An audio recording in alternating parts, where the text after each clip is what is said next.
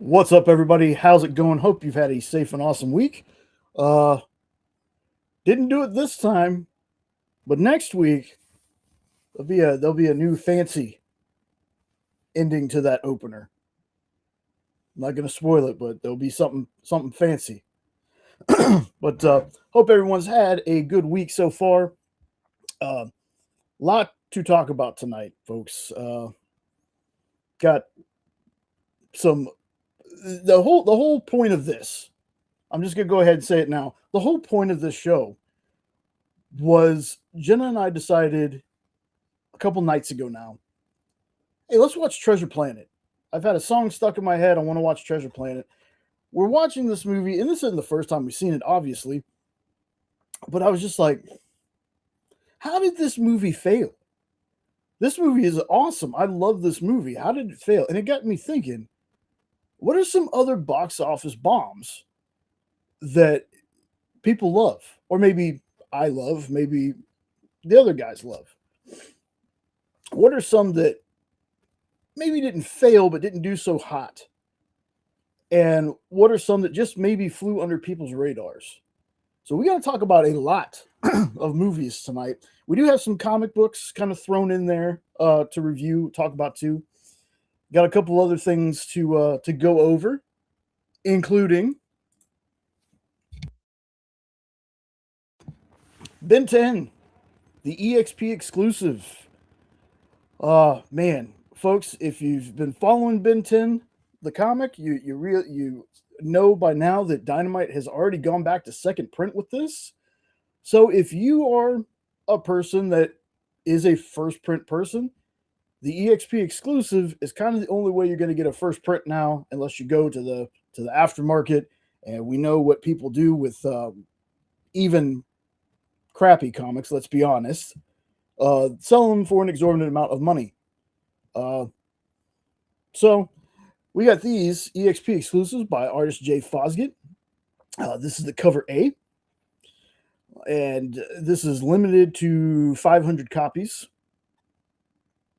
I don't know the sales on it yet, folks. I don't get that information. That's a little above my pay grade, but I'm just going to push them because this is something awesome that we're doing, and hopefully, if it goes well, we'll have more opportunities to do different books. So it's a really exciting thing as a longtime comic fan to be a part of. Hey, the place I work for is doing an exclusive comic. This is the B cover. This one is limited to 250 copies. Then we have a line art cover that's limited to 150 copies. And then we have this line art virgin cover that's limited to 100 copies. So you can get those. I think you still get them on the website. If not, check out the EXP shows throughout the week. There are certain sales shows that have the books in hand and are starting to sell them. Speaking of the EXP, as always, got to shout out. You know, I'm a person that I love my job. I don't talk about it on here because I have to. Nobody asked me to do anything like this. I talk about it because I love it and I want to see it grow, just like our own channel here. Uh, we are at the time of me saying this, because we all know, if you're a YouTube person, you know how the numbers kind of fluctuate. We're at 724 subs, which is amazing. When we first started this thing, we hit 100, I think 3 or 4 years ago, when we were still Triangle of Truth. And I want to thank Bearded Comic Bro for that, because he actually told people about our channel. And this was during Christmas that time. And that day, we just started noticing we were at like 70 or 80 subs at that point. And we just started noticing the number was rising and rising and rising. And we hit 100. Great feeling that when that happened. We did get a little stagnant, not going to lie. And then a year or two now ago, we decided, we own the Hydra Comics name. We actually have a paper that says we own that name. So we were like, you know what? Why don't we Triangle of Truth? Whenever you search that, it would just bring up like conspiracy nut sites. What's up, Triple B? Good to see you, brother. Conspiracy things, and I don't know how we came up with the name. I think it's because we just used to sit around for hours at a time and like Jenna and I would be sitting here, Sean would be sitting there. We look like a triangle. We decided at one point, the name just isn't working. Like you could go to you could go at the time to that Facebook page or Facebook, that YouTube page. You could see it was about comics, but there's nothing about comics in the title. So I was like, look, we own this name. Why don't we use that? And at the time, we were also kind of wary. Hey, changing the brand this late in the game, is that gonna affect anything? Turns out it did affect something. We changed the name and we were searchable, we were findable, and we started doing shorts. And next thing you knew, the rest is history. We've been going live for quite some time now. As you see, this is episode 74. We are getting closer to 100 lives, so that's awesome. I got a small goal of hitting the 800 subs this year. If not, it's fine. I don't stress too much about how many subs we have. I just want to make sure that everybody that comes here knows that they're welcome and they have a good time. Like, that's the whole point of this. And one thing that helps people feel welcome is me not being by myself, because I could talk for a little while, but then I just kind of drone on, just like I'm doing right now in this opening thing. But I'm actually stalling so I can grab Triple B's link to his channel, which I will definitely put that in the chat right there. And I'll have some random Kickstarters that I post throughout the show. Just want to go ahead and bring on the other folks that help me do this. They never have to, and I always enjoy having them on. I'm glad that they show up. Let's bring them on. We got Ed. We got Nope. And let me change that. Boom. There we go. What's up, Lorena? Hey, guys. What's going on? Hell, Hydra. Do we want to kick it off with a joke? What's Beethoven's favorite fruit? A banana. A banana. A banana. A banana. A banana. Okay, I'm done. You're welcome. I didn't say it was going to be a good joke. You may not be too big a fan of the character, but Edpool is the name I have given you when I see you in chats now. Nice. Because you crack wise like my favorite anti-hero. Cool. I saw you. I didn't get to say a whole lot. I do try to check out Flames of the Phoenix when I get done working. I kind of hang out and just see what Michael and them have. Well, I pop in there, and there's like 8 dad jokes from Ed, like in a row. I was like, "Yep, Edpool's in rare form tonight. I see." But I keep them clean most of the time. I keep them clean most of the time. Your dirty ones are pretty damn funny, though, too. Oh, I'm a dirty boy sometimes. Yeah. Goodness. So, yeah, folks, if you don't know these gentlemen right here, thank you, Lorena. Appreciate that. Yeah, I hardly ever say that during the lives, folks, but hit the like, share out the show if you want to. Come back and leave a comment. I'm really going to need people to do that. To leave a comment, because before we get into everything else, there's no list book tonight. And I've been super busy, and I'll probably be super busy next week because I'm working a lot of the shows for Kyle. Thursday, make sure you check out the EXP. I'll be working all those shows too.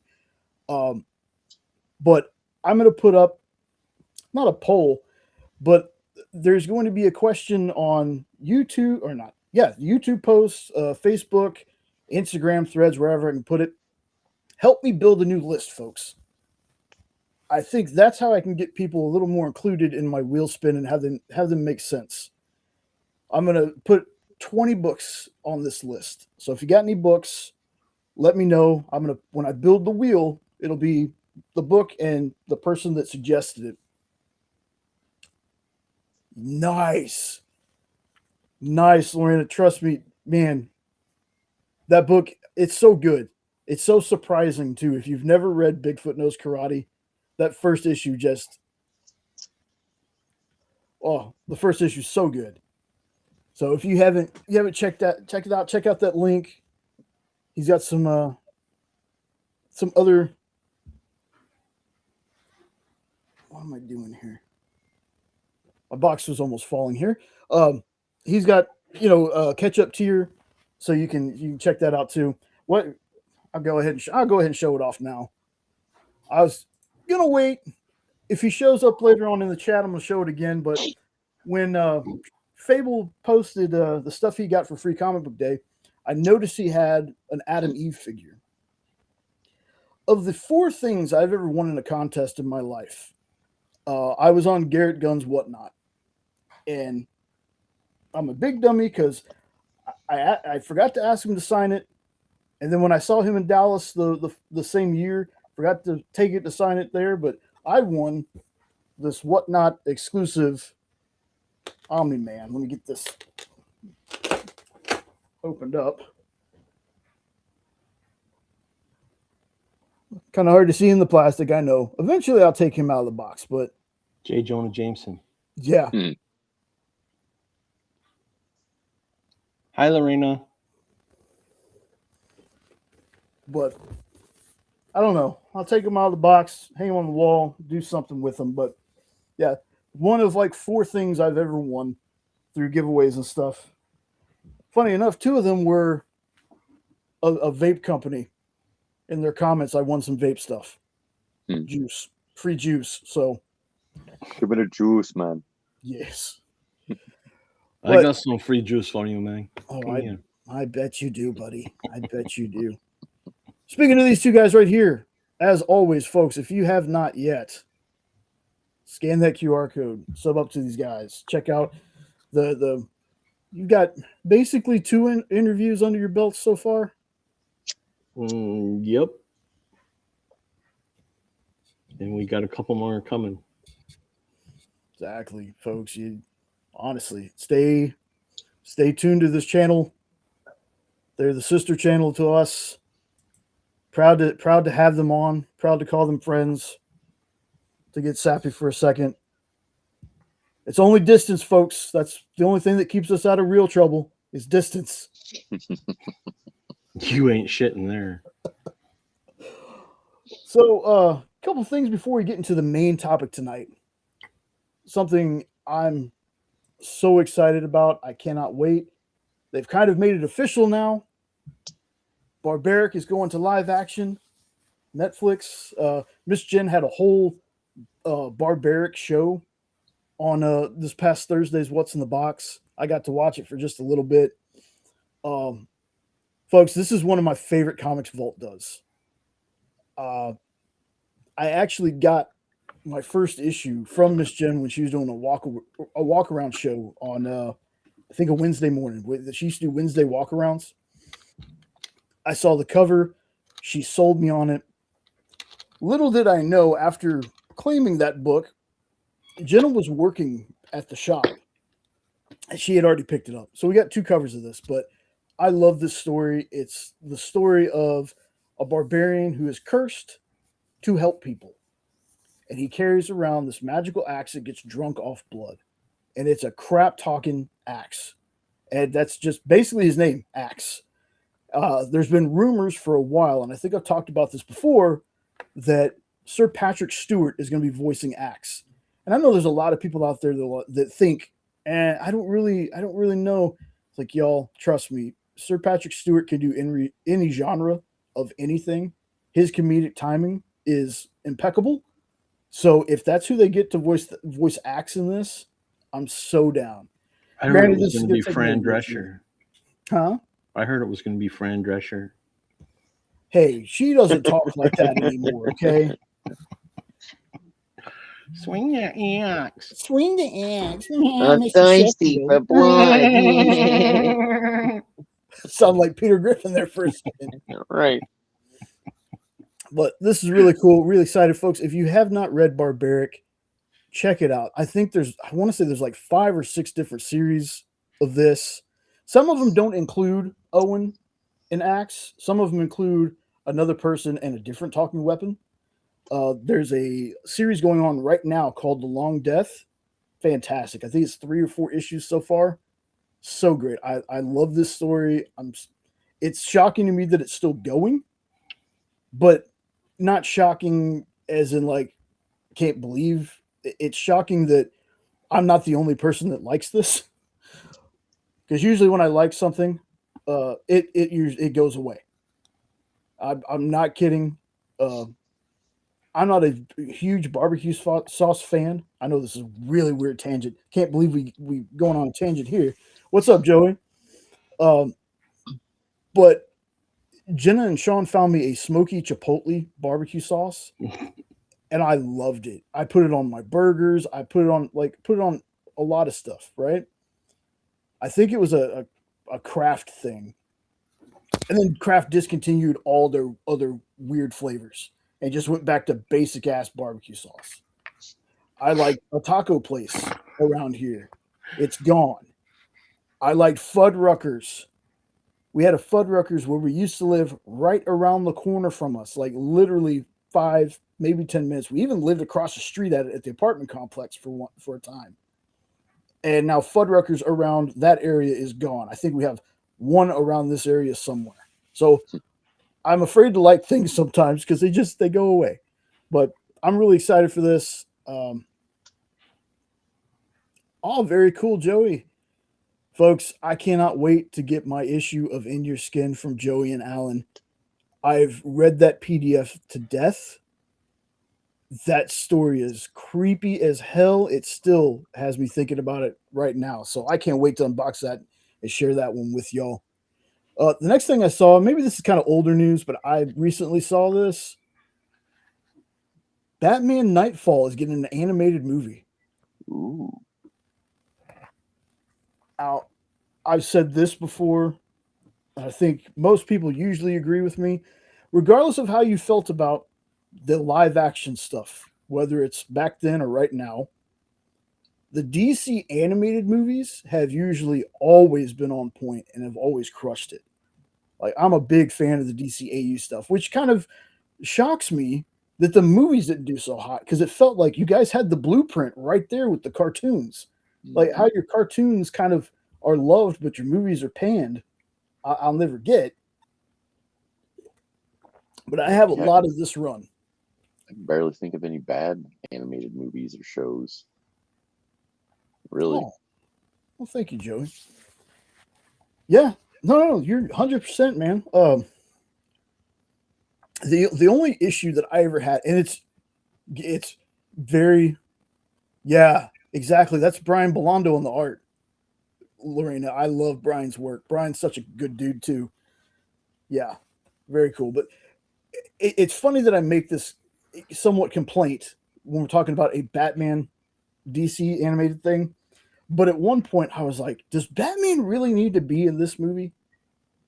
Like, it felt like every new DC animated movie that came out, they had to put Batman in there somewhere.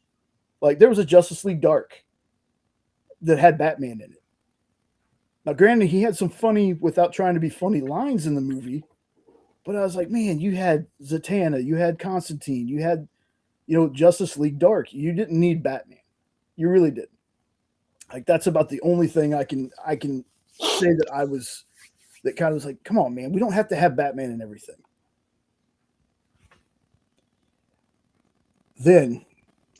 So I'm really excited for this. I think it's 2027, around that time that's going to come out. I'm really excited to see the animated slate.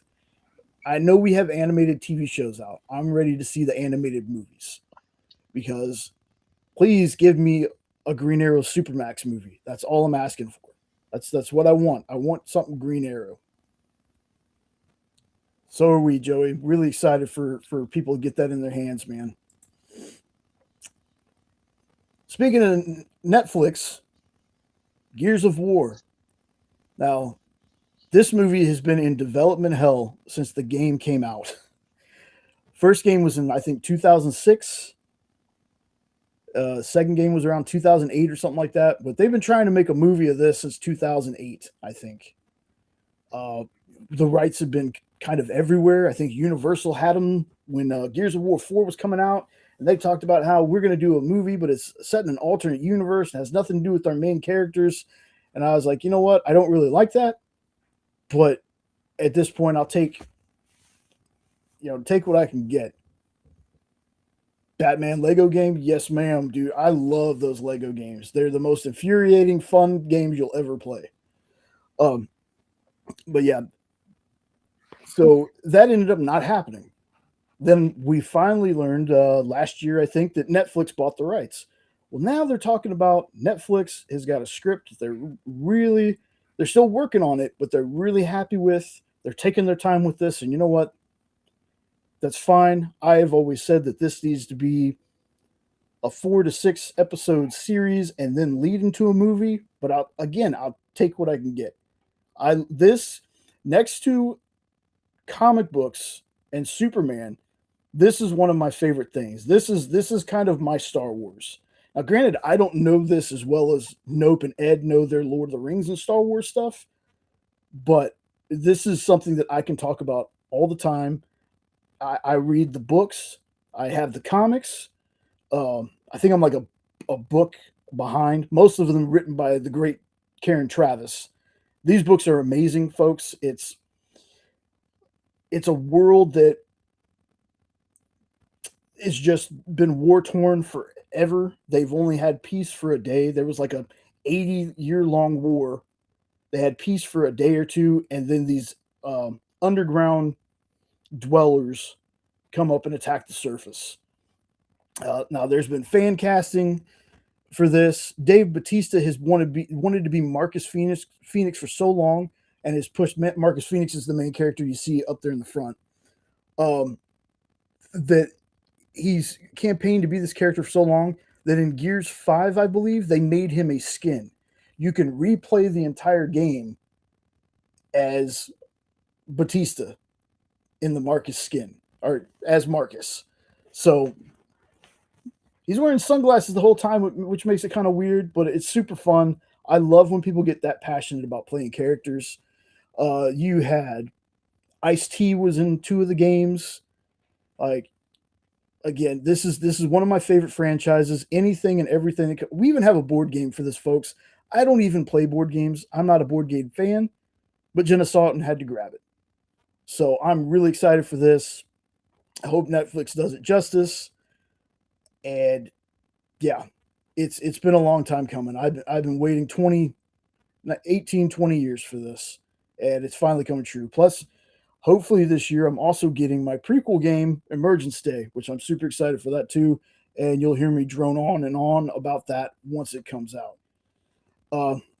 So last thing I want to talk about before we get to the stuff we're reviewing tonight, we're not going to get too far into the weeds with this one, folks, because I want to invite somebody on to talk about this with us.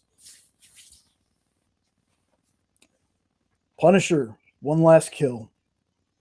I watched this today before I took a nap, and I wish I hadn't. And the reason I say I wish I hadn't is because now I want more.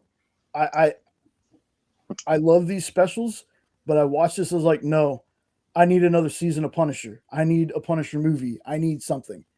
This was kind of a little slow to start thing, but once it started going, it went until the end. Like, it was just hyper violent.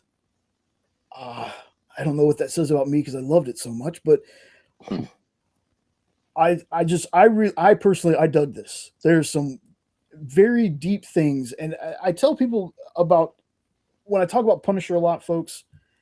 I say a lot of people just see him as a murdering psychopath, and for me, Frank Castle has always been a more layered character than that. There's a lot of trauma there. There's a lot of things going on, and regardless of how people think John Bernthal portrays him, which I love John's portrayal, but a lot of people are like, he just grunts and yells all the time. And I was like, well, you remember Henry Cavill in The Witcher?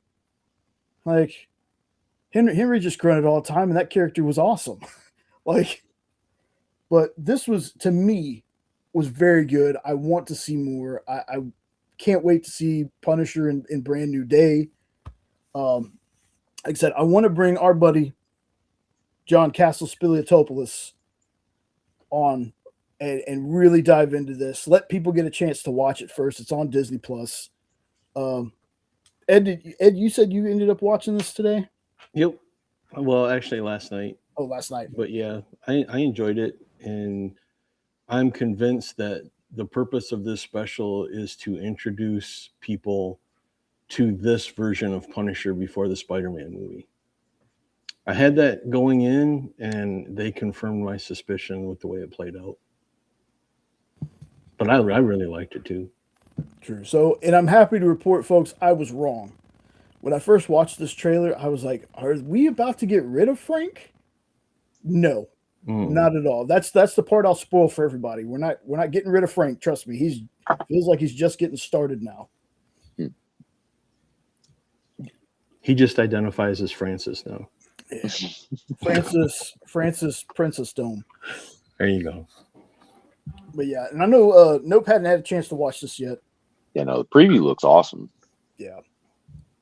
And at least whatever preview they decided to show me made me want to watch it immediately because I wanted to see whoever, those asshole punk kids, I wanted to see their comeuppance, but it's like, damn it. Gotta wait for I want to see your face after you watch the first 5 minutes. Well, if it's the same as that preview, it's going to be angry, I'm sure. All right, so I'm gonna switch it back to us so I can say this. I was almost mad at this. And I'm not going to spoil it, but something happens at the beginning of this thing. I was so freaking mad, and then when we got close to the end of it, I was like, "Wait a second! No! You can't end. You better not end. It doesn't end. So make sure you keep watching, even though it looks like it's about to end. Keep watching it. Just know that. I was almost mad. I probably spoiled it for Nope a little bit, but you're just telling me that there's an end credit scene is all I heard there. I hadn't seen an end credit scene. Well, we'll just go with that. Yeah. But other than the fact that I'm watching this and it flies, y'all. It's only like 50 minutes. And again, it might, for some people, it might feel like it starts out super slow. But man, once it gets going, it feels like watching The Raid a little bit. So, I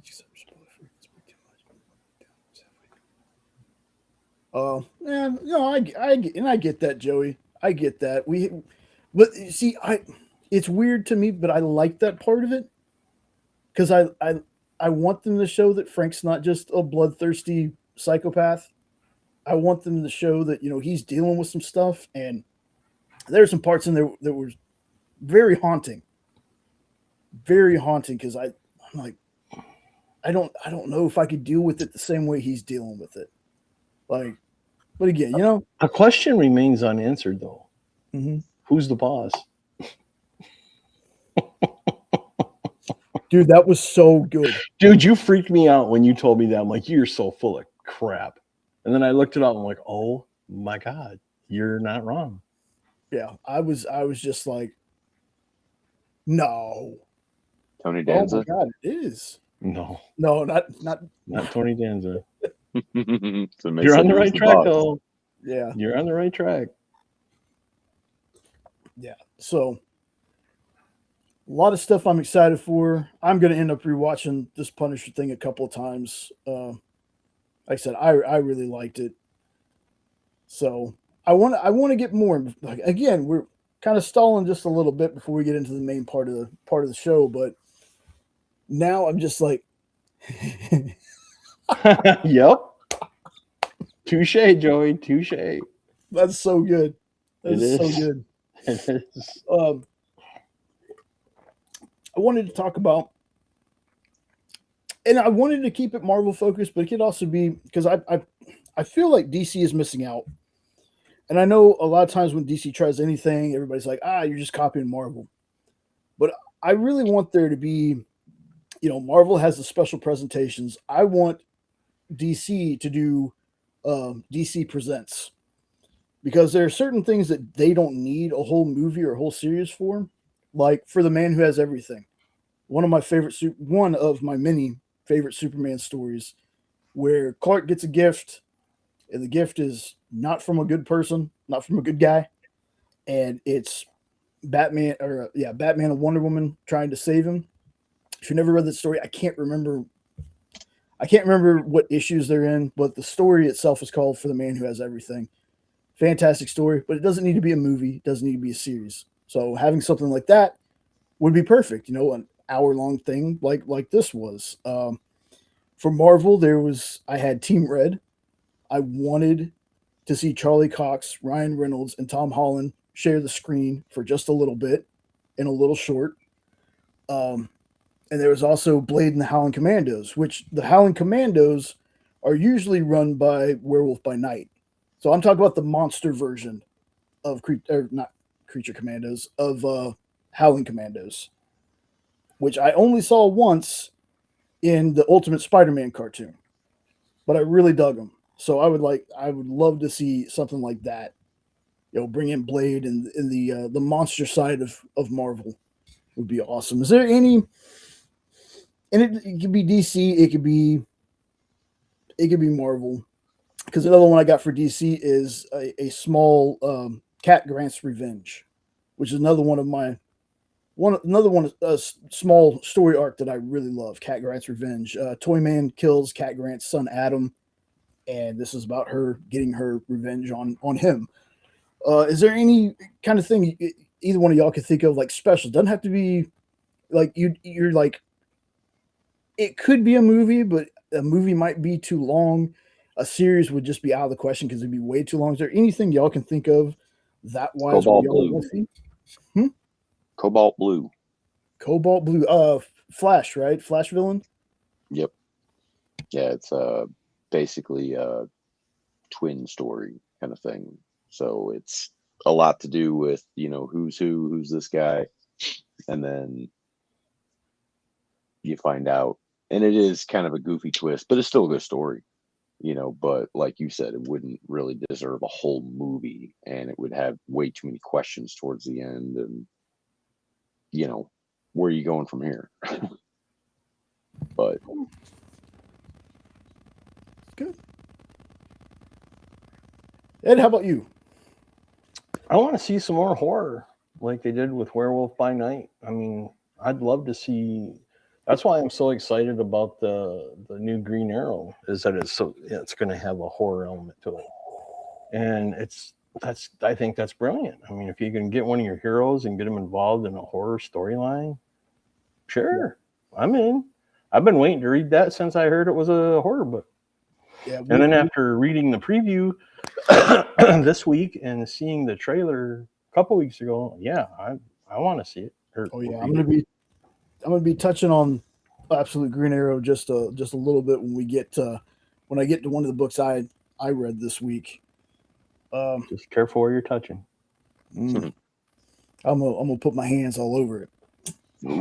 Speaking of hands all over it, folks, you'll have to excuse me. I thought wearing this hockey sweater would be a good idea. I'm burning up, so. Ooh, striptease time! Get the pole. Oh no, y'all don't get that for free. Sorry.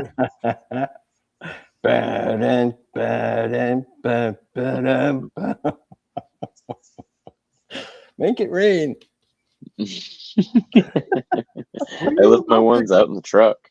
Look at that cute little thing. Oh, speaking of, have you ever seen the naked Doritos? Naked.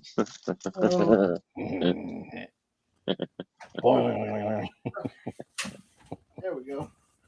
Whew. Yeah, that was. Now he thinks he's Mr. Rogers. He's going to start his show by changing his clothes now.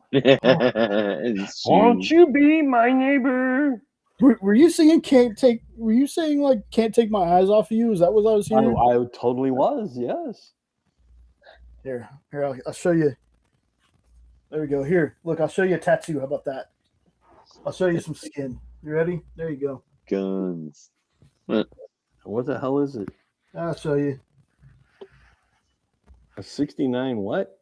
No. The clover on fire. Burns. There's a bee. And a clover.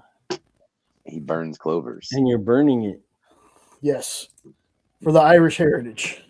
There you go. There's some skin, folks. Yeah, because I've heard a lot about the Irish with clover. Yeah. Crazy. Got that Irish burn going on. I can tell my God, he cut his hair. No, my amazing wife actually cut my hair, and I think she did a fantastic job. Yeah. Should have just left the Zorg haircut going on though. Y'all know, you know what, folks? Nope said that. I'm going to show that picture later. Before we end, I'm going to show the picture because when Jenna was cutting my hair, which got ridiculously long, still not the longest I've ever let it go. She got shaved on one side, and my first thought when I saw myself was to take a picture of it and send it to folks and be like, "Bring me the stones." And They're not here. when I sent this picture to everybody and said that, I was like, please tell me everybody's seen The Fifth Element. Like I said, I look like a chubby version of Gary Oldman.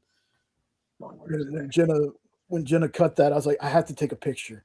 I have to, because just the way she styled it, it was just like, it's a case with no stones. They're not here. They're not here. What's up, Dan? Hey, shared your link for Bigfoot Knows Karate, man. Again, funded in 3 hours, y'all. That's amazing. Multi-pass somewhere. Oh, so do we. I just found it the other day and I forgot. I should have grabbed it. But yeah, Multi-pass. Loot Crate. We got a multi-pass. Multi-pass. Multi-pass. I printed mine. Ooh, fancy. Fancy. Yeah, I'll find that picture, folks. I will show it off. It's too funny not to. If you can't laugh at yourself, man, come on. Thank you. She did. She was so nervous about it, and I was like, no, this looks great. Looks like I just went to the same place I've been going. I'm a creature of habit, folks. I've been going to the same haircut place since I was 14, getting the same haircut since I was 14. So I have a lot of faith in my wife. She's not here, so I can tell this without people being like, oh, you're just saying that? No. My wife is freaking awesome. She really is. And she was like, well, can I try to cut it? I was like, yes, 100%, because I trust you. And she was like, does it really look good? And she's like that. Like when she cooks, she has to ask me, is it all right? Does it taste all right? And I'm like, it's fine. You got to believe in yourself a little bit more. Okay? Because you do great things. Like you got what, Ed? What are you laughing at? What? Nothing. I'm behaving. What are you I'm not doing anything. You're not behaving because you're smiling. Was that okay? Was that good? Did you like that? Not in that way. I'm talking about haircuts, you dirty old man. I said nothing. I said nothing. I You just didn't have smiled. Yeah. If Ed's smiling, there's trouble somewhere. I won't deny that. There's trouble afoot. Trouble afoot. 6 minutes. No, you're good. You're good, Dan. But yes, the man who has everything is incredible. And was it Mongol? Mongol. Yeah. Okay. Yeah. I think autocorrect got him. Yeah. Autocorrect. You were like the bane of existence. You're not as helpful as you think you are. You're just as bad as that damn paperclip, I remember. Hey, E, what's going on?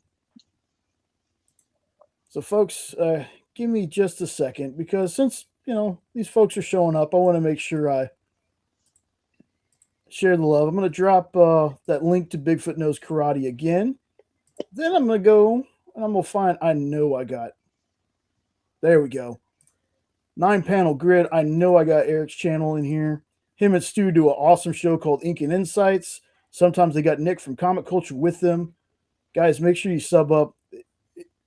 Eric also has a Sunday show where he goes over comics, and it's peak. I have stolen, borrowed, whatever you want to say, when I do reviews sometimes, the way he has it set up, I love it. It's great.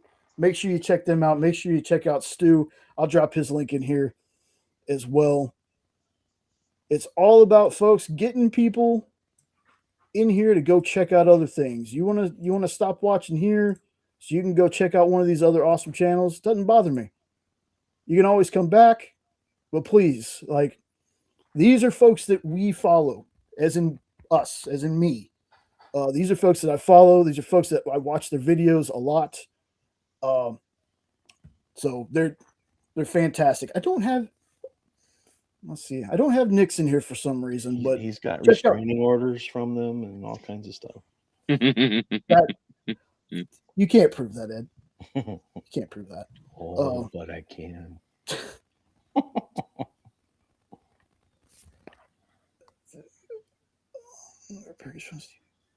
Yeah, you can send it to me because we live together. So yeah, you can Save send on it to me. postage. Yeah. Yeah, you just send it. You can just send it here. Appreciate that. Now, I will say this, folks. Sean is on vacation, but he's not here. And usually I give him crap about this, but he's visiting his dad. He hadn't seen his dad in a while, so he's staying with his dad for a couple nights. So I won't give him crap this time. But yeah, that's the only reason Sean's not here is because he wanted to go see his dad. He missed an opportunity to see him a little while back. So I was like, yeah, dude, go see your dad, man. That's important. Let's see, what else? So that's it for that. Now we're going to get into, and this is going to be a mixture, folks. Box office bombs or movies that didn't do very well or just some that are underrated we think people should watch. This is a very Ed heavy list on the movies. Oh, before I get to that, yes, I told this story a whole bunch. I'm going to tell it again real fast for Dan. So Sean and I, we go trolling through Kickstarter.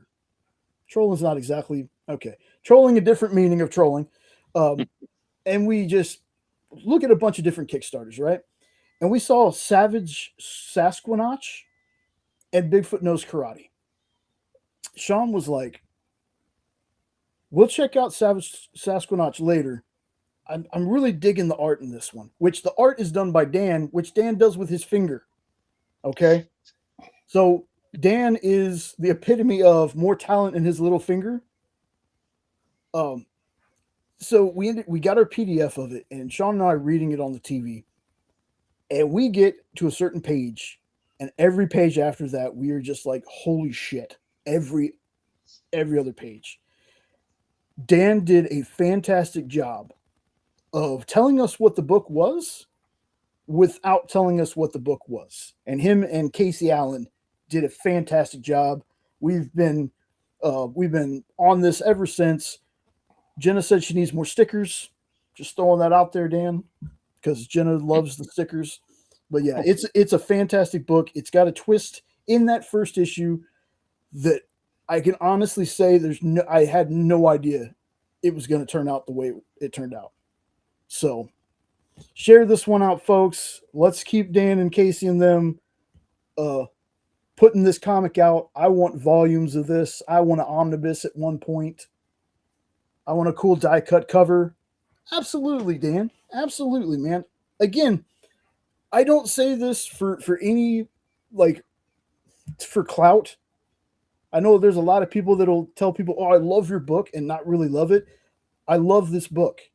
We backed the campaign the other day. Jenna got kind of mad because she was like, you didn't back it first day? I was like, I just wanted to show you the tears. It's the other great thing about my wife, folks. My wife is also a comic fan. So we kind of joke time. You open the door for me. Go ahead. Go ahead. What are Bigfoot's pronouns? There you go. Bigfoot knows Karate. I love you too, Nope. God. But we have to check each other sometimes because we are both comic fans. So honestly, folks, if you see single issues that I have, they're because my wife collects them. I'm a trade person. She is I gotta get single issues of everything.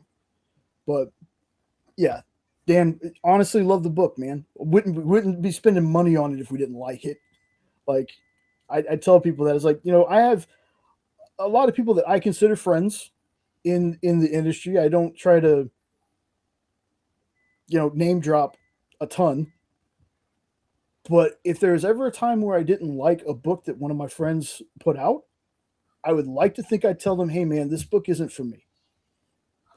Now, not every book is going to be for everybody.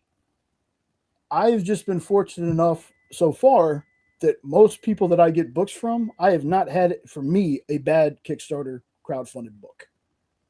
I've been lucky. I know people that have gotten books. They're like, I didn't like it. It wasn't for me. But yeah, absolutely, y'all. Check that out. If you've never backed a crowdfunded book before, I know it's a lot of faith. It takes a lot of faith, but you just got to look out for the good ones. And once you find one of those good ones, it's my whole thing was I'm going to back one book from a person. I'm going to wait till they have a trade, and then I'll back a trade. These stories are so good. I have found myself not being able to back as much books as I want because I want to back these stories. I want issue 2 and 3 and 4 of these things. So eventually I'm going to have to slow down and get like, hey man, I'm going to get issue 1 of this. If you get to a trade, I'll get a trade that way because there's so many books out there, folks. So many books. And there is a comic for everyone. There really is. So as Nancy says, every comic is somebody's favorite. Yep, every comic is somebody's favorite. Do we have Jumanji? I don't know. We might ask you about Jumanji. Maybe Jumanji might be streaming somewhere. I just need some more. I thought that's what she said.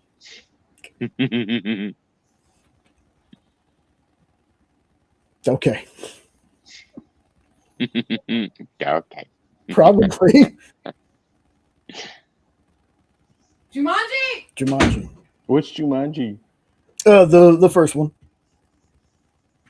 Oh, with Robin Williams? Mm-hmm. Oh. It should be streaming somewhere, I think. I never know anymore. That was, if it is, you was have that one to at Disney? subscribe to the other subscription that you subscribe to watch it. That's true. What? Yes. What? I think Jumanji's. We're just live, is all. What's up? So tell us what you want, what you really, really want. I'll tell you what I want, what I really, really want. What You want to? I really, really want is you say, It's a good thing we're not monetized. No, that was a short enough line. People say that, but YouTube don't care. Oh, did you hear the big news about Spice Girls? About Spice World? Thanks, Ed. Yeah. What? So this is actually pop culture news. Okay. It's big news. It just got announced by Mel C. Okay. Can y'all hear her before she goes into this? Dude, hearing your wife is never a problem. True. Okay. Don't be sad. So now That just means you. Come on, it's just Ed. Who said that? So, when the original Spice World movie came out, there was about 15 to 16 different people who owned the rights to it, which is why it never got released past DVD. So there was a VHS DVD release. That's it. You can't find it anywhere. It never got re-released on Blu-ray or like anniversaries or anything because all these people who had rights to it didn't want to share anymore. So over the last like however long it's been, the Spice Girls as an LLC has been buying up the rights to it. Lorena says hi. Hi, Lorena. Have been buying up the rights to it, and now officially they own all the rights. So now they're looking for somewhere to bring it to streaming, and a anniversary remastered. Supposedly, that's the maybe part. It's definitely going to look for a streaming platform, but they're also, now that they own all the rights to it, are looking for like how to release it more. You know how that's topical? Honestly? Because we're talking about underrated movies and box office bombs and stuff like that. The chaos in that movie is top level, and it made me who I am today. Okay. The random alien scene. You're ridiculous. They literally made aliens so they could have this random scene in it. Okay? And then I'm still hoping there possibly might be, according to the interview that Mel put out, Sporty Spice put out, that they're going to try and re-release the soundtrack as well. Because it's kind of one of those things where it's like how Josie and the Pussycats, when it first came out, we had the soundtrack and we had the album, and that was it. It's never been re-released or anything. That's what happened with that. However, there's one or two songs in the film that never got released due to all the rights problems that they had. Well, now, with them re-releasing the film, they're hoping to re-release the soundtrack with those 1 or 2 songs, and that they own all the rights. Especially because there's this one scene where it's like, come on, come on, come on, come on. You know, when the guys like turn around and like their butts are hanging out. Yeah, that song is actually a cover. You just giving Ed ammo at this point with that one. Well, I wish you could show it. But that's actually a cover of a song from, I think, the 70s or 80s. Yes, Joe, you know that voice. And so it's really cool that they're talking about, they did actually record that whole song for the soundtrack, but it never made it to the soundtrack because of rights issues, because it is, in fact, a cover. I can't remember the name of the original song. It was like, you want to be in my gang, my gang, my gang. Come on. Anyways, it was a big to-do that everybody, that was one of their favorite songs in the entire film, and it never got released. Well, according to at least 3 of the Spice Girls, you want to sit down? I need my glasses, but I'm going to sit down home. Okay. Let me get my glasses. You see what you've done, Ed? Why are the guys making faces at me? They're always making faces Of at course you. they are. Can you go check to make sure my naan bread's done? Because I was heating me up something. Yes. Thank you. So like I was saying, this one song is universally known as like the best song of the entire film. And it's a cover. And it never got released on the soundtrack or the actual like album they put out. So now that they actually have the rights, they have the original recording, it's gonna be like out there. And who knew? I always thought she was super pretty. Han, what are you doing? I always thought she was. Like, it worked out. Hello, guys. Hi. Hi. I know. Spice Girls have a great following. And yeah. Sporty Spice. Ugh. And then just the whole controversy of everything that's come out around everything that's happened. And the fact that they came back together for when the Olympics were in London, and they did that huge, really cool thing where they all showed up. They were all riding on top of Mini Coopes to come in. That was really cool to watch. They're pretty much Old Spice now, aren't they? What? They're pretty much Old Spice now. Expired Spice. No, they are not. They are like, they have all aged like a fine wine. Beautifully.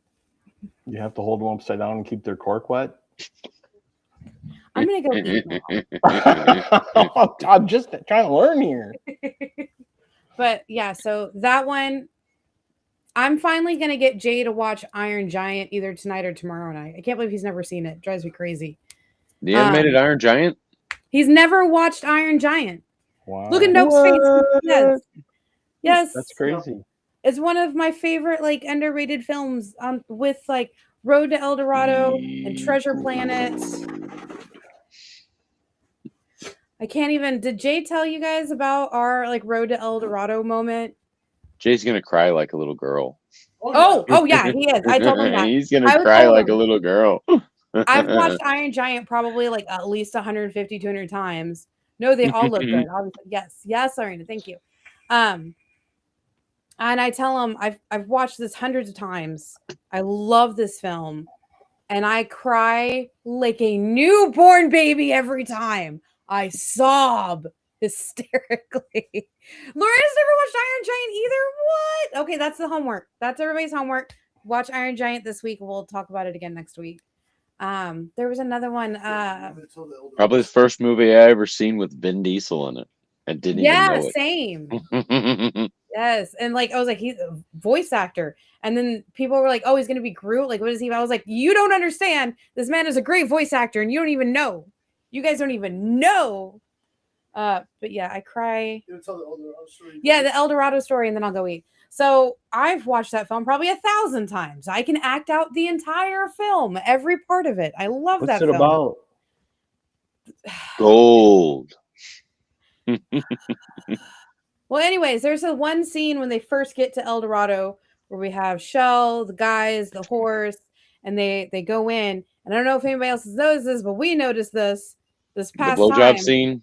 The horse, they say El Dorado, and the horse mouths El Dorado. And you're like, is the horse And now I've got theories, and I've got even more theories. Is the horse actually the god that made the volcano stop? Like, I have theories. I have questions. I have food waiting for me. Bye, guys. And it was Jay who pointed it out. Yeah. I'd seen that movie. I had seen that movie a couple times, and I was like, was the horse supposed to talk in this movie? And they just like at last minute decided not to have him talk, but left that part of a mouth, him mouthing El Dorado. And yes, the BJ scene. I mean, that was kind of. Speaking of underrated movies, we're gonna hop into this. Starting off with one that I really, really enjoy. Yes, babe. The last one I was gonna say that's super underrated, but is also like part of Jumanji is Zathura. Oh, Zathura's a good movie. Yeah, that's a good one. Yeah. But I talk to other people; they have no idea what I'm talking about. Well, at least 2 other people know what you're talking about. Thank you. All right, starting off with our first movie here. We need a moment. I mean, this is just wow. Okay. What Spice Girl was in that movie? I'm gonna wait till she gets farther away. Yeah. She'll come back. Hey, you have questions? Exactly. On the Weird Oaks channel, we're eventually going to have Spice Girls and Weather with Ed and Jenna. Oh my god, Spicy weather. Awesome. I could be Old Spice. Spice. Took me out. Took me out with that. So, yeah. All right, so got a lot of this stuff to go through. Not going to be a short show tonight, I believe. So here we go. We'll get started off with this one. Go ahead, Ed. Are we doing like full on spoiler, or are we just trying to talk people into watching it? Oh, this movie's like 25 years old. Yeah, I know. So that's why I was asking. Whatever you want to do, man. This is an outstanding movie that I think is very underrated and underappreciated. And it also shows John Travolta's range of acting skills because he kind of plays like a dumb hillbilly farm boy. But then they're celebrating his birthday and he steps outside to get a breath of fresh air and he sees these lights in the sky. And the lights come down and appear to hit him in the forehead and he like falls down on the ground. And people go out and find him and they're all laughing. George was so drunk and he passed out. He's like, I didn't pass out. Didn't you see it? Did you see the lights? What lights, George? Boy, is he hammered. Ha, ha, ha. And then over the next few days, he starts getting smarter. And he starts knowing things. And he becomes a brilliant genius that eventually knows everything. He can detect earthquakes. He can make objects move with his hands. And everyone thinks that the lights he saw were aliens that are going to come and attack us. But come to find out, they weren't. There's a logical, believable explanation for what happened. But this movie is just fantastic. The soundtrack is really good. As my wife just scared the hell out of me by dropping something, but that's okay. The soundtrack is good. The music is good, or the music. Yeah, the music and the soundtrack. They're both good. But the story is good. The acting's good. This is one of my secret pleasure movies where if I need a pick-me-up, I watch this movie. And I usually watch it at least once a year. I love this movie. I think it's totally underrated. Have either of you seen it? Dude, if you say a pleasure movie for you, this is I feel like crying. Well, dude, you do that with a lot of the time. A lot of the time anyway. There's movies just I'm a big blubbery baby. I can admit that. I love this freaking movie, y'all. This is my goodness. Like it's funny, it's very heartfelt. It's the ending though always gets me, and it usually starts when I hear the first couple of chords to Change the World by Eric Clapton. Mm-hmm. That's when I just like I can hold most of it until that part, and once I hear that music, it just like I just lose it. Yeah, this is a fantastic movie. Data's in that movie. Brent Spiner. Yes. He's in that movie. Male or female? A lot What of. time? Eastern or what? I was like, my good. That whole scene is just. Oh, okay. I'm like, that what whole the scene hell is are you hilarious. talking about? Yeah. I thought he lost his mind there for a minute. That's the data, dude. That's the data, Female. yeah, that's the data scene I And, remember. and one of my favorite actors who I also think is very unappreciated is Robert Duvall, and he's great in this movie. And Jeffrey Damon, I think is how it's pronounced, from The Walking Dead, is in this movie. Forrest Whitaker's in this movie. Yeah. It's an excellent movie, and it just, when people say I've never heard of that one, you have to watch it. Yeah. Give it a try. And a lot of people, it's become their favorite movie. That's a great movie. Yeah, I Try know. it. Right? You'll like it. Yes. You might even cry. No, Jay's the only one who cries at sapping movies. Yeah, right. Bridge over my ass. Thanks, nope. You're welcome. Yeah. Yeah. Before we move on, I want to ask, Nope, you've seen this, right? Yes. Okay. Yeah. So, Yeah, I really liked it. And Whenever I hear that, it's everything that Eddie said. Winding road, I think of this movie. Go ahead, Nope. Oh, I was done. I didn't have anything Oh, I else thought you to said add. Eddie said something. And then No, I said I don't disagree, and I agree with everything Eddie said. Oh, okay. Wow, that's a first. I'm gonna have to clip this. Yes. Marina, you really should. If you're ready to get emotional but have just a fantastic movie, yeah. Lorena, this movie is fantastic. I guarantee you will love this movie. Yeah, it's very fun. Even if you're not a John Travolta and fan. you will fall in love with the characters in this movie because they're all relatable and they're all lovable, and it's just a great movie. Yep. And then right after this one, you should make it a double feature with Bridge to Terabithia. Yep. Yeah. And My Girl. Why not? He can't see without his glasses. All right. Next one. And then Old Yeller. Am I going again? Punisher. Dude, we watched most of these were on my list already. Well, do you want to start this one or do you want me to? Yeah, I'll start this one. All right, go for Folks, this movie gets a lot of crap. It has since I was a kid. This was my first introduction to Punisher, though. And I know that the only way you could tell that he's Punisher without them saying his name all the time was the skulls on the top of the knives that he uses. He didn't look like the traditional Punisher with the skull emblem. It's been a long time since I've watched this one, folks, but I can tell you this and another Marvel movie on this list that doesn't get enough love. These two are two of my, when I was first getting into like stuff that wasn't Spider-Man, stuff that wasn't Fantastic Four or Hulk or Superman. We didn't get a lot of comic book movies back in the day. So when they took a chance on something or when they put something out, we watched it. It's like, well, if we want comic book movies, we got to watch whatever they give us. This one was so good.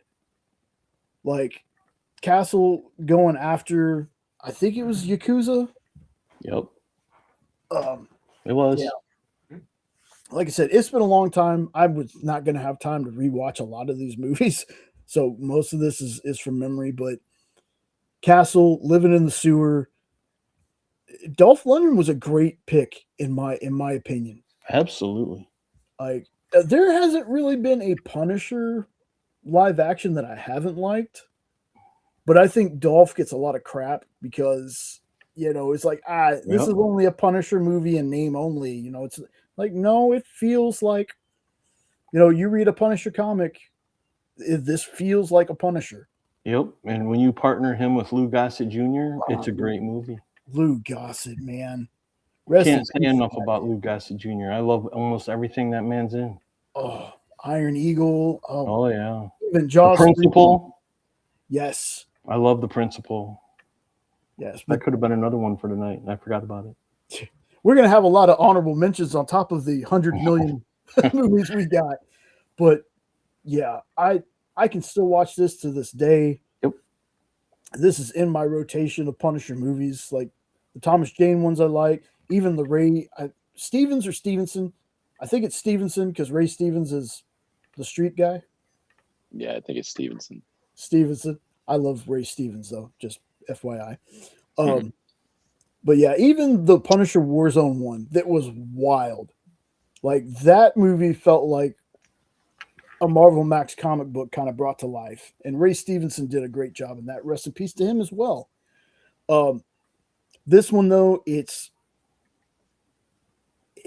one of those movies that I watch it now, and there's a lot of people that are like, it doesn't hold up. It still holds up for me. It holds up for me too. Go I ahead. love this movie.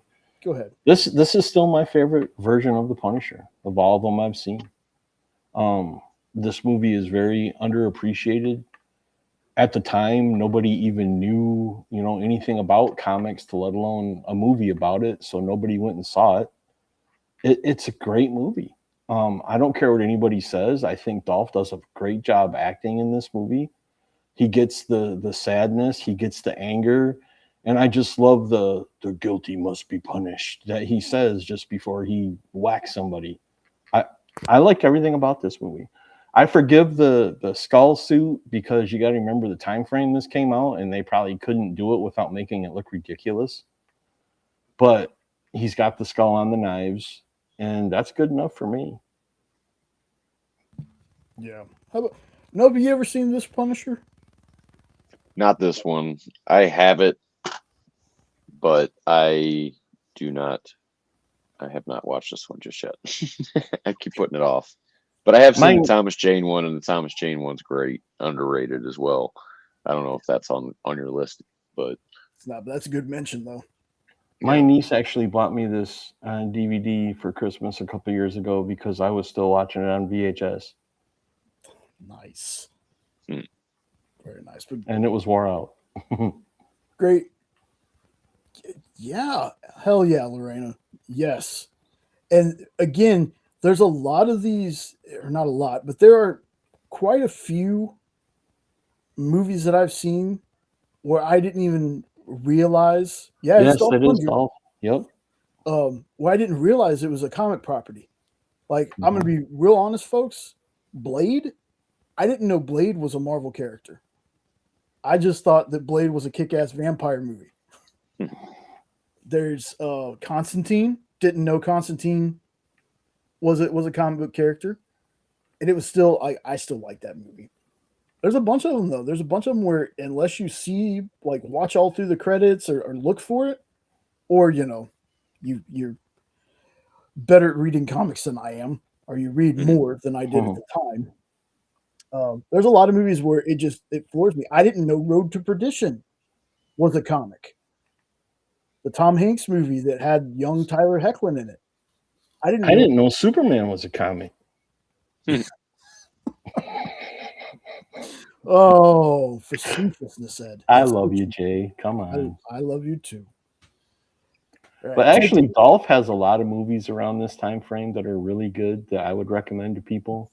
The one with Brandon Lee, Showdown in Little Tokyo. Yes. I was just going to bring that one with Brandon Lee. That is such a good movie. If you like action movies, I can't remember the names of all of them, but he's got 4 or 5 that are still in my playlist. I watch. That's not one of them. That's mine. Masters of the freaking universe, man. Hell yeah. Love that movie. So taking a little break from underrated movies, I'll talk about some comics. I thought we were going to talk about overrated movies. No, not yet. That'll be another show. I got plenty of those too. Usually if it's winning an award. Titanic. So Malevolent issue number 4. So this is a flashback issue. It shows you how the demon portal was open and how our friendly Mal that's on the cover came to be. And even for a flashback issue, it didn't feel like filler at all. It helped, me at least. It helped me at least understand the story just a little bit more. Because when you first read this series, it just drops you in this world where demons exist. And I got to thank Corey once again, because Corey is the one who suggested this. And he, so far with me, has not missed with any recommendation he's made for something to read. So, Corey, if you watch this later, boss, thank you for this one. I really enjoy this one. I don't have like a ton to say about this because I don't want to give too much of it away. This is one of those that needs to be read to really get into it. And if you haven't, give it a shot. You really should. It's a solid story. There are very likable characters, including the Mal on the cover. You see way back in the background, you see kind of like her true form, where when she goes to eat a demon heart, because that's how the demons in this world get stronger, is they eat other demons' hearts. And Nom, nom, nom, nom. yeah, it's a cool, it's got cool body horror and gore in it. Just a second. Okay. So this is just one that if you haven't checked it out yet, it's by Justin Jordan, and Justin's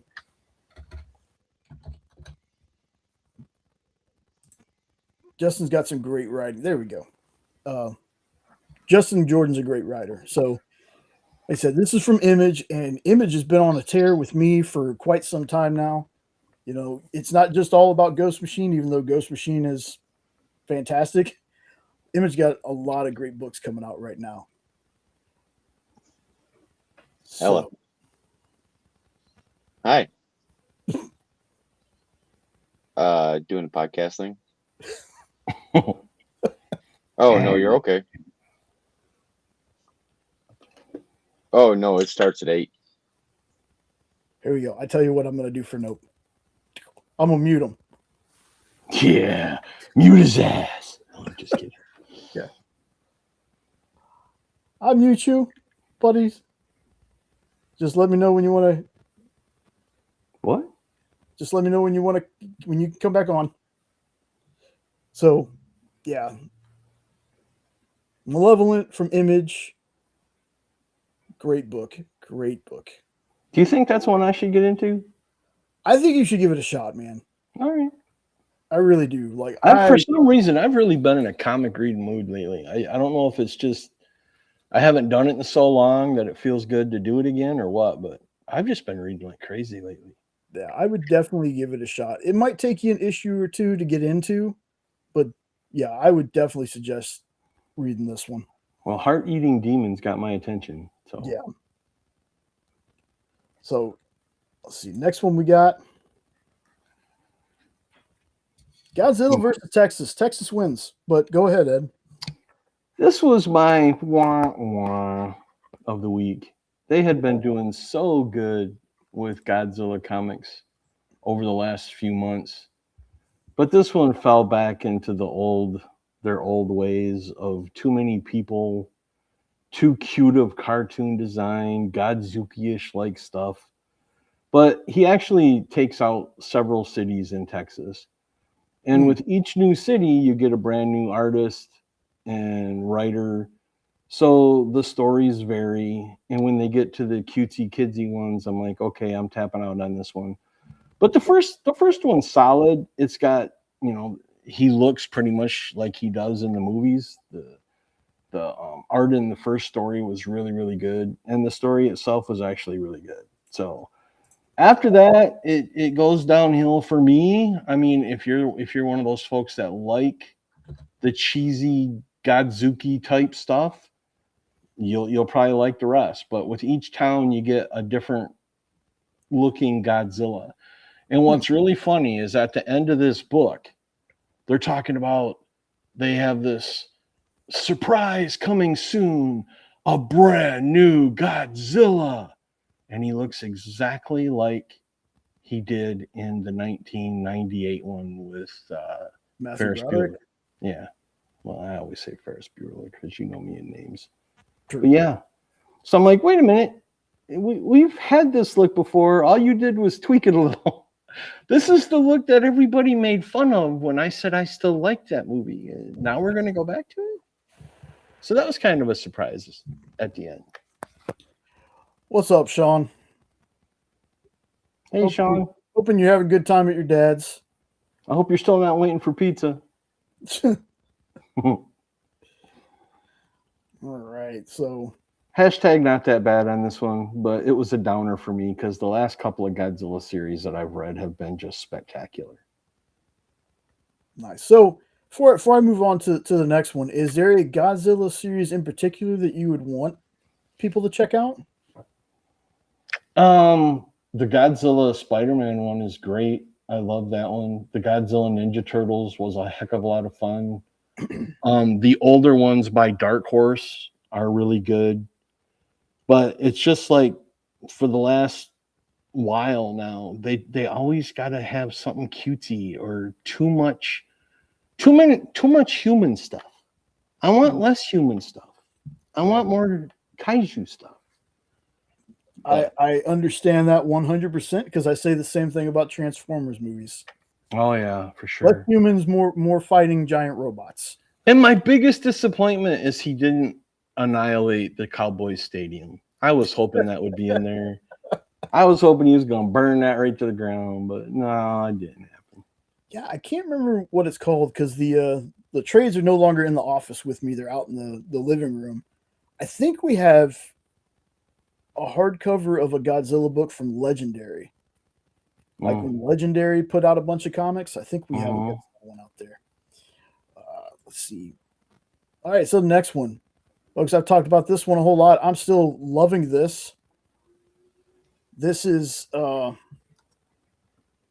again, I'm a huge fan of Pretty Violent, I Hate Fairyland, and then Brett Bean. When they brought I Hate Fairyland back, Brett Bean did a lot of the art on I Hate Fairyland. So I'm a big fan of his art. Yeah. So, despite all the speculation and everything like that, this book to me has been fantastic.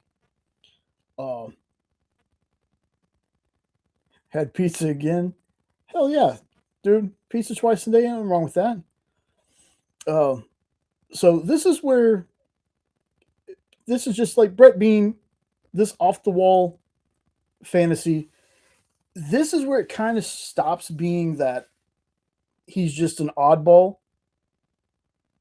and starts getting into like, man, this book is going to be something. And I was happy to hear that Brett has plans for this series to keep going. So this issue kind of drops Dork into like just the most chaotic mess he could be into.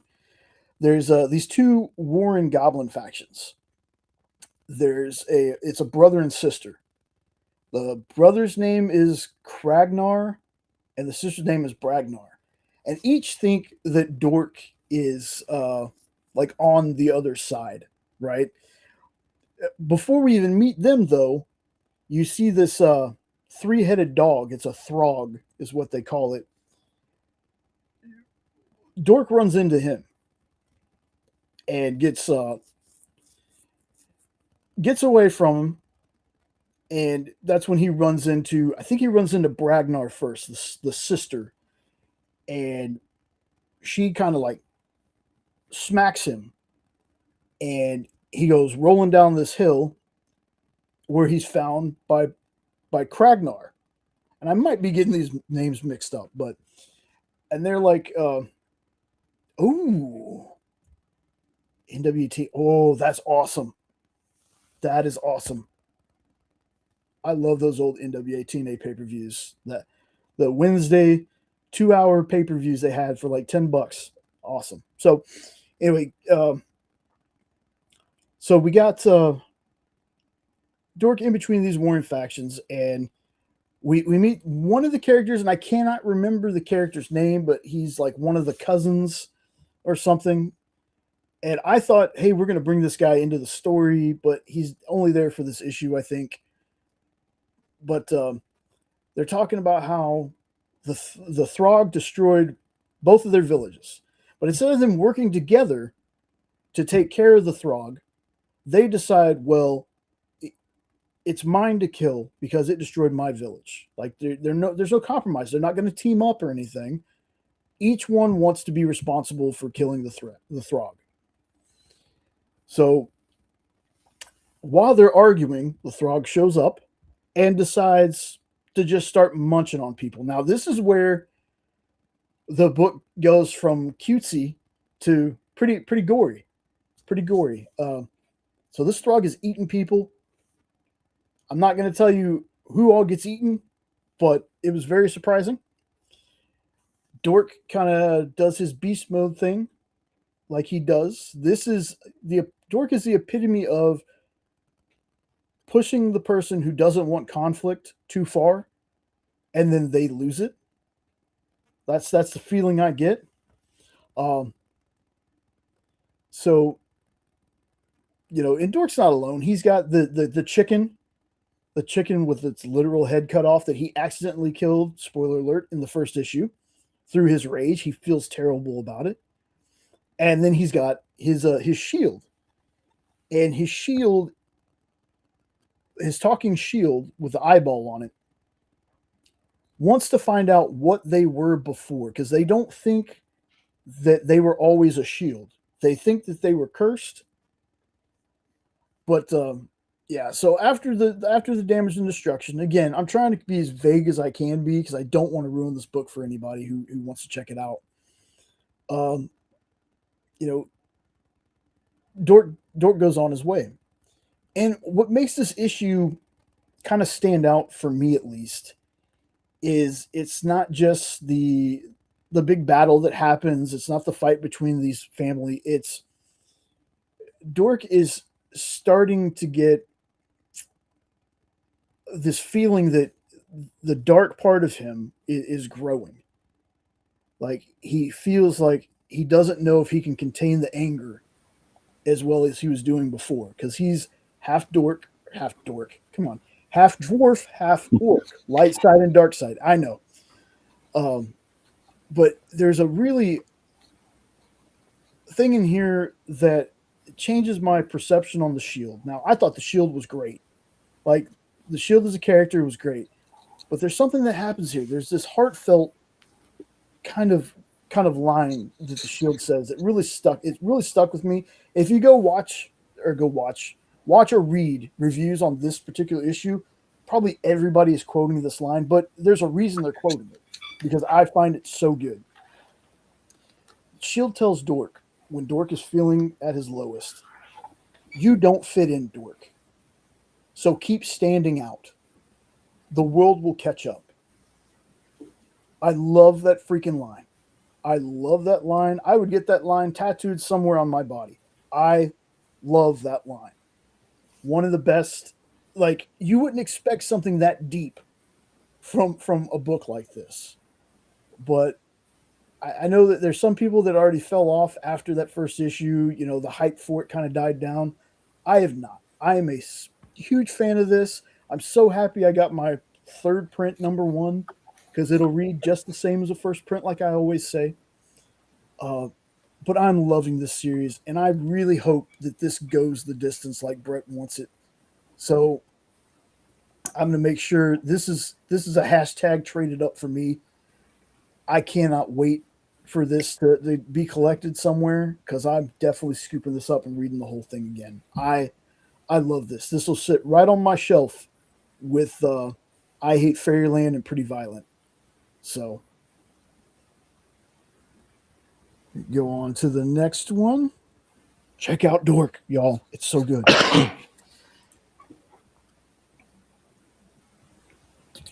All right, Ed, tell me about this one, man. I was excited for this. Hopefully it was good. I was not disappointed. This is a very good book, and it's got me excited to see where they go with it. This is by far, in my opinion, the best storyline that they've used Batgirl for. And they do some reverse storytelling in this, which I'm not a big fan of, but it's become popular, so I've just got to accept it. Because it starts right off with her in jail, and you don't know why. And then they cut back and come to find out that it's a plan that her and Batman and others have come up with to get her on the inside to figure out something that's happening. I'm not going to spoil anything for anybody. So she got arrested on purpose. So she's in there on purpose. But nobody knows she's in there on purpose. And I know this trope has been used before. But she really gets to be a badass in this. She's like kicking butt and breaking up fights. And they finally figure out who she is. And now her life's in danger because most of the people in that women's prison, she got arrested. So they kind of leave it making you wonder just how far down that road they're going to go. But they did a great job establishing this storyline and letting you in on what's going on. They just do it in a different way. The art is fantastic. The storytelling so far, like I said, it did not let me down. This is the first time I can say with confidence that I'm looking forward to reading a Batgirl book. And this one's got me hooked, and I want to see where they go with it.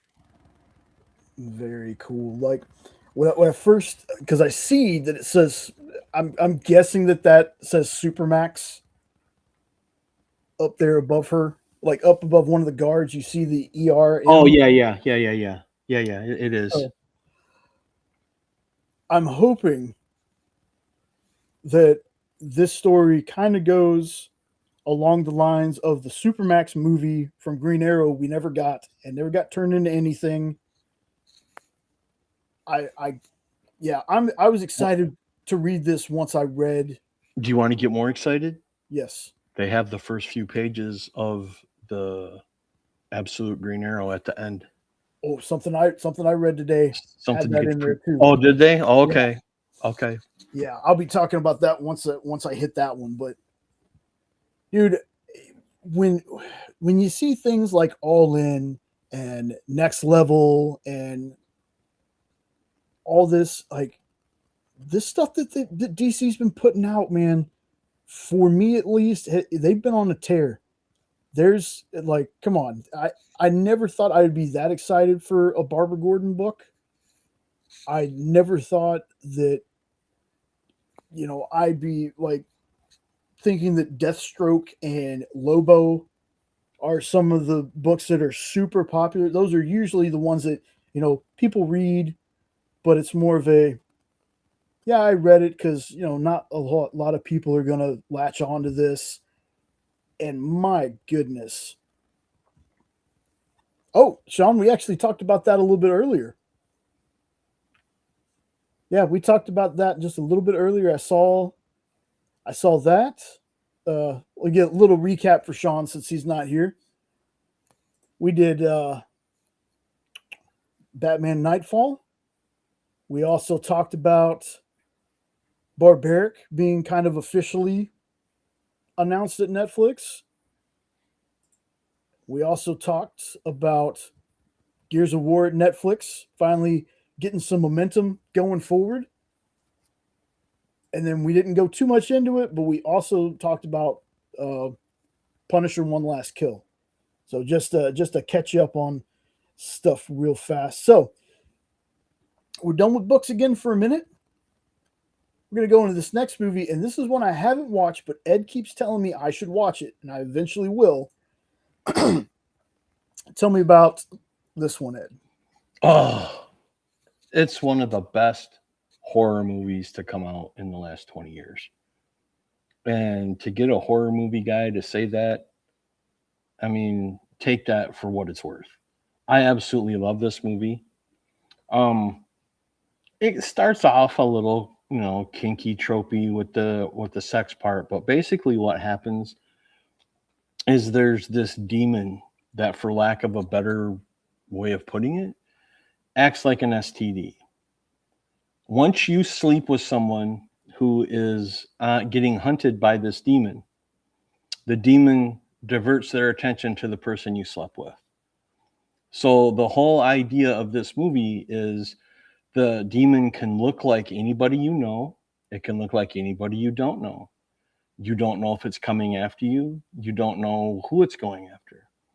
Because once you pass the curse on to someone else, once this demon kills that person, they come back to you.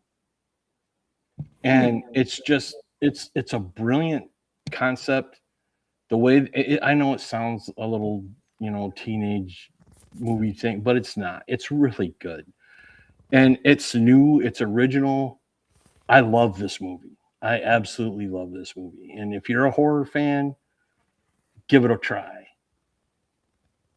Very cool. We're gonna do a little bit of skipping around because I see our buddy Fable's in the chat. Fable! I'm gonna go ahead and we'll take Nope out until he comes back. First off, I want to show this off again because I saw Fable with his Adam Eve he got. This is my Whatnot exclusive I won from Garrett Gunn.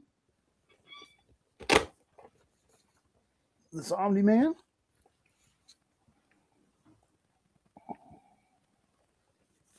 I really want to get the Invincible though. Eventually, doesn't have to be a Whatnot exclusive or any kind of exclusive, but I'm not super big into action figures, but I love this, and the fact that I won it from Garrett made it all the sweeter. So, and also since Fable's here, I was just gonna say you might as well bring up that one. Yep. Where's my? There we go. We're gonna skip to another super underrated movie. As soon as I get all the way down to wherever Oh, Jay, are you kidding me? Oh, come on, man. No. I left it on one of the movies instead of resetting. Oh. So it's all right. And it's the one that he's not even here. Exactly. There it is. Duck, folks. I did this one Ed had this on his list. He shared it first. I did this one specifically first on this part of the list, hoping Fable would show up in the chat because I know Fable also loves Howard the Duck. So, Ed, start us off with this one. I'll probably agree with pretty much everything you say about this one, but we'll talk about this one for a little bit. What a fun movie. It is such a fun movie. And one of my more proud moments is I introduced this movie to my daughter when I felt she was old enough. And now she loves this movie. So I have done my part on passing it along. Howard the Duck. Who knew this was one of Marvel's first movies? When I was a kid, I had no idea that was from a Marvel comic. But it is. And he is the man. He's the duck with the attitude. He's like Donald Duck's dirty uncle or something. He's like he swears and cusses and smokes and he loves women and he gets teleported to our world somehow that we never really find out how. And he has to survive in our world, knowing nothing about our world and being the only talking duck. And it is fantastic. And what's the name of the actress? Leah Thompson. Leah Thompson, yes. He hooks up with Leah Thompson and her band, and they become like best buds. And they go on an adventure together, which includes Ferris Bueller's Principal. I'm so bad with names. What's his Jeffrey name? Oh my goodness. I know it's Jeffrey. Well, anyway, it's the guy that plays Ferris Bueller's Principal. And I love everything that man's in.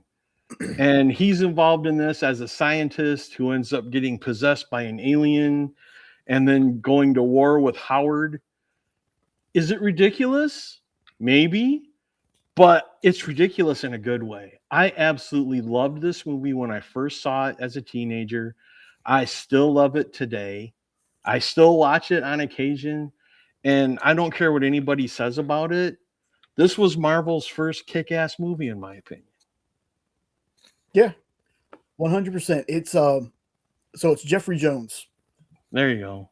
Jeffrey Jones. I mean, Tim Robbins is in it. Yep. Paul Guilfoyle. I always have a hard time saying that guy's name, but he was CSI. He was in CSI as well. Give me the key code, Howard. Like, I love that movie. I love that we open up on him coming home, cracking a beer, sitting down. He's flipping through the channel. You know, the jock itch feather fungus commercial comes on with the football players, and he opens an issue of Play Duck. Yep. And there are duck nipples. Yes, there are. They're feather covered boobies with nipples. Why? Why not? But this laser and science. That's how he gets pulled to our Earth. Laser and science. Pulls him through his home, and like the last shot that you see is a female duck taking a bath, and he's like pulled through her bathroom. Mm-hmm. This movie, y'all, I had no idea as a kid that this was a comic book or anything. I just thought that somebody had some kind of fever dream about an anthropomorphic duck and decided to make a movie out of it. This was, I did not get the VHS for this for many years until after it came out. But this was for a basic TV kid back when it was analog, it wasn't digital. Basic TV, cable was unheard of. Yeah, you're not wrong. Yeah, you're not wrong about that at all, Fable. And George Lucas helped do this movie too. Yeah, but this was Channel 39, sometimes Channel 13, wherever they decided to bounce it to. This was a movie that as soon as I saw the opening credits, or if I popped in 30 minutes into the movie, I sat there just like Back to the Future, watch the whole thing. Even when I owned it, if it was on TV, I watched it. Yep. There's so many good one-liners. There's so many sight gags. The funniest one for me is when Leia Thompson decides she's going to mess with Howard. And she gets a little too seductive with him, just messing with him, though. And the feathers on top of his head stick straight up. I never wanted to be a duck before in my life until that scene. 100%. Bring it on. Bring it on, note. Make sure I unmute him. There we go. Yeah. I just, the fact, no, you're good. The fact that there are people that are like, this movie is garbage and whatever, you just don't like fun is the problem. Yep. You don't like fun. And that's exactly 100%. what this movie is. 100%. This is not an Emmy or whatever award-winning movie. This wasn't like a $1 trillion franchise. This is just a movie you watch because it's fun. The whole diner scene right before the doc really gets taken over, when he's just kicking the crap out of all the truckers there. One of my favorite parts. And of course, I would be very remiss if I didn't say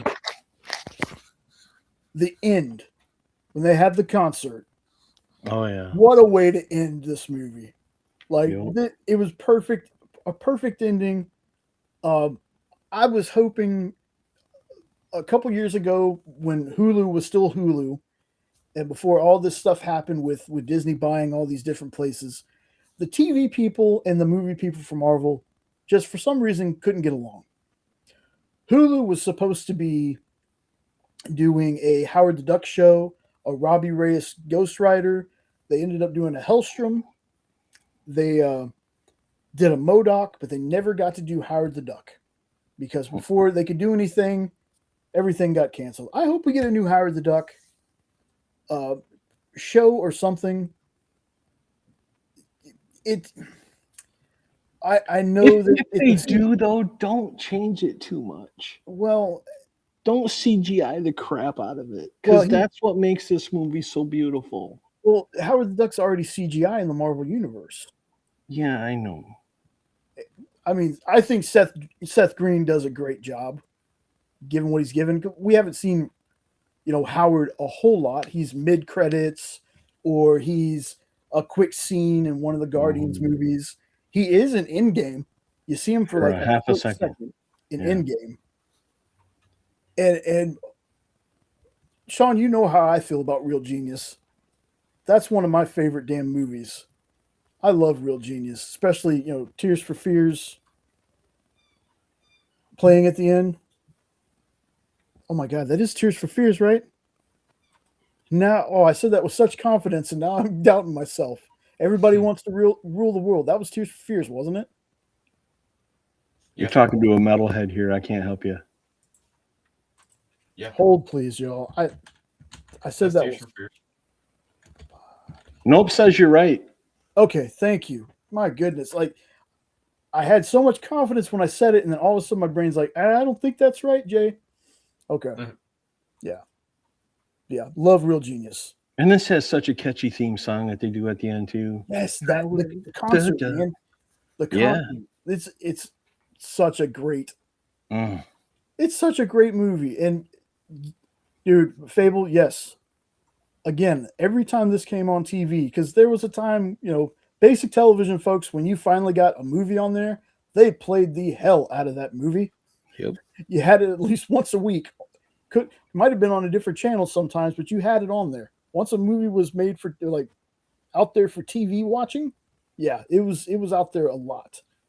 The Saturday mornings or Saturday night special feature, stuff like that. Yeah.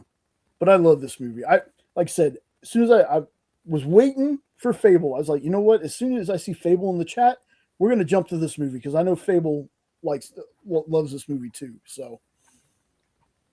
Ooh, Howard. My goodness. But Ed said it best, and I'll repeat what he said. I never wanted to be a duck so much in my life after watching this movie. Yep. Quack-a-doodle. Oh, you betcha. Goodness. It kind of gives you a complex when you watch Back to the Future after that. Yeah. Yeah.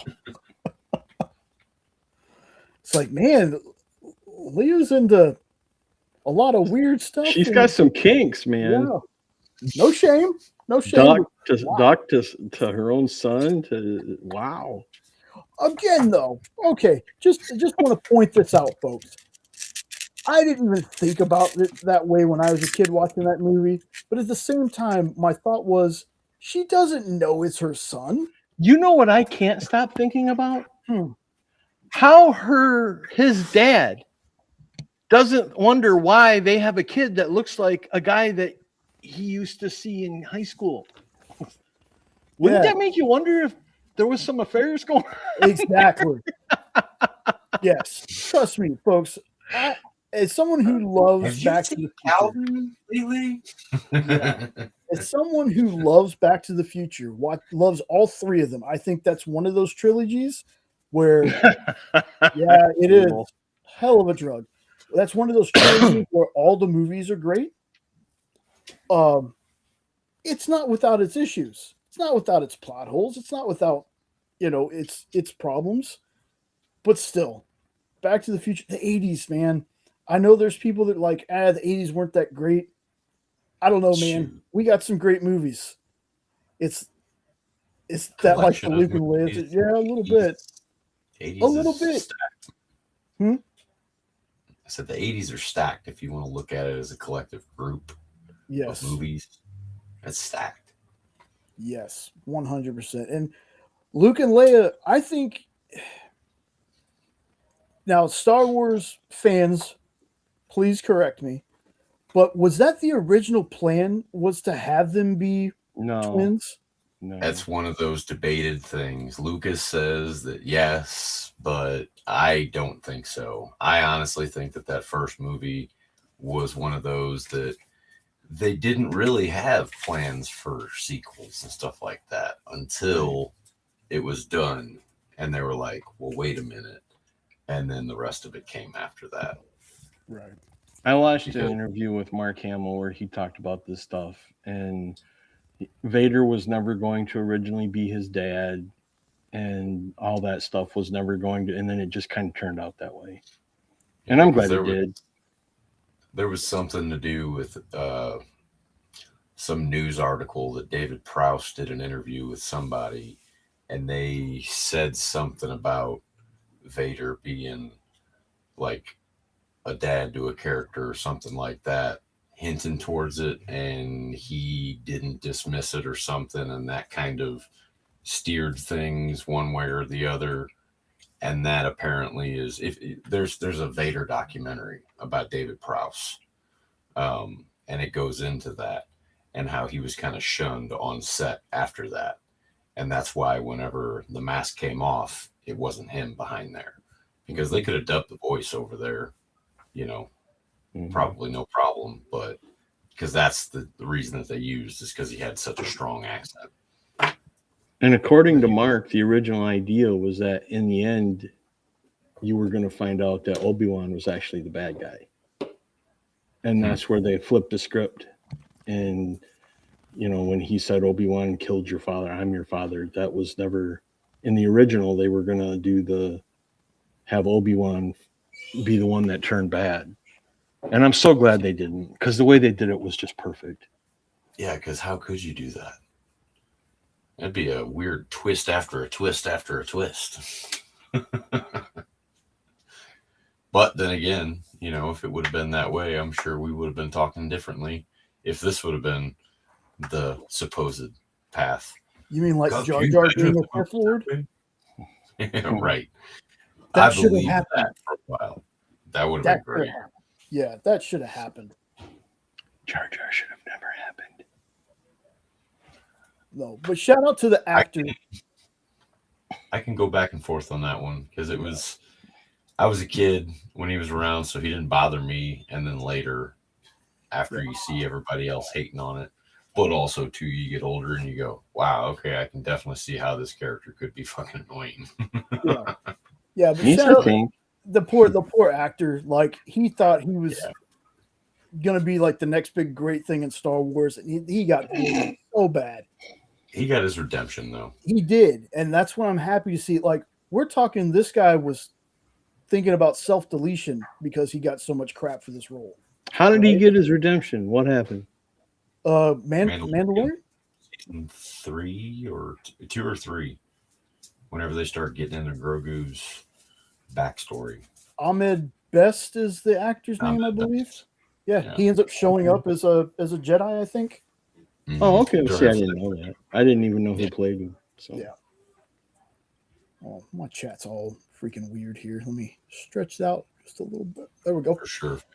And let's see. And Fable, that's true. I mean, I don't remember too many people I met 2 weeks ago, so I could imagine, you know, a dude being there for a week and not remembering him 30 years later. And Sean, we could totally do a top movies of the 80s episode. Like, there's so many good ones, man. Like, there might be a list as long as the one that we have tonight, which we're going to get back to. I was going to say, trying to get a consensus number one might be difficult. Yeah, that is true. We might have to just do top movies. Like, these are the movies that are great in no particular order. One of the greatest movies ever made, it just happened to fall into the 80s, was Empire Strikes Back. And I will go to my death saying that. I love that movie. And that was in the 80s. Very awesome. And welcome in, Unknown. Good to see you, boss. All right. Get to the next movie. Finally, we got so many movies. But this one of my top 5 favorite Westerns. Let's talk about this one, Ed. Oh, such a good movie. I love this movie too.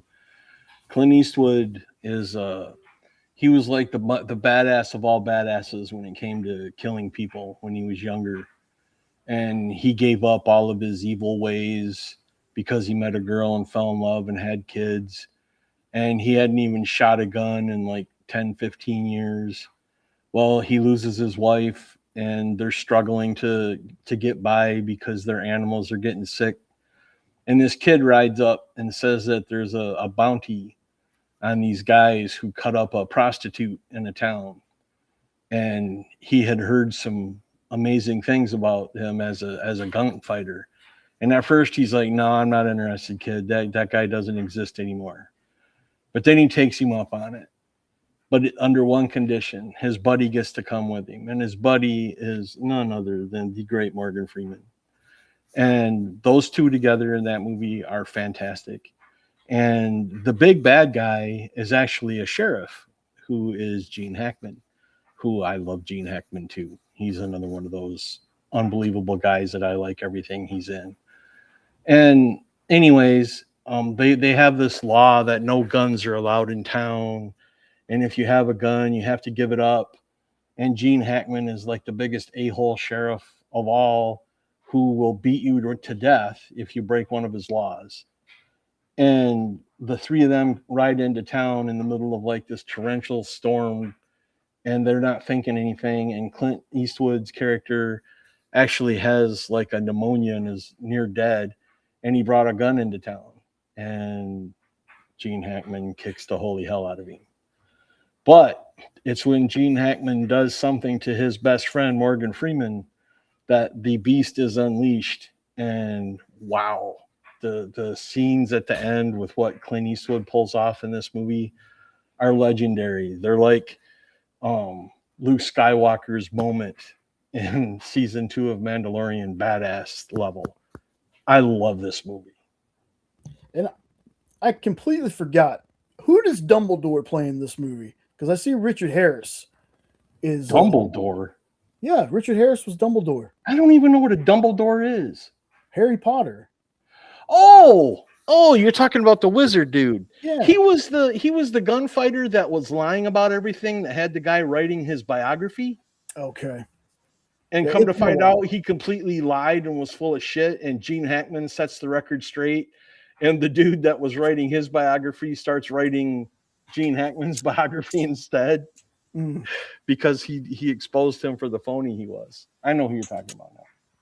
Wow. But you just drop a Dumbledore on me, and I'm like, what? I don't know what that is. Drop a door. A Dumbledore. A Dumbledore. Did your wife after? Steven gave me my paper straw. Thank you.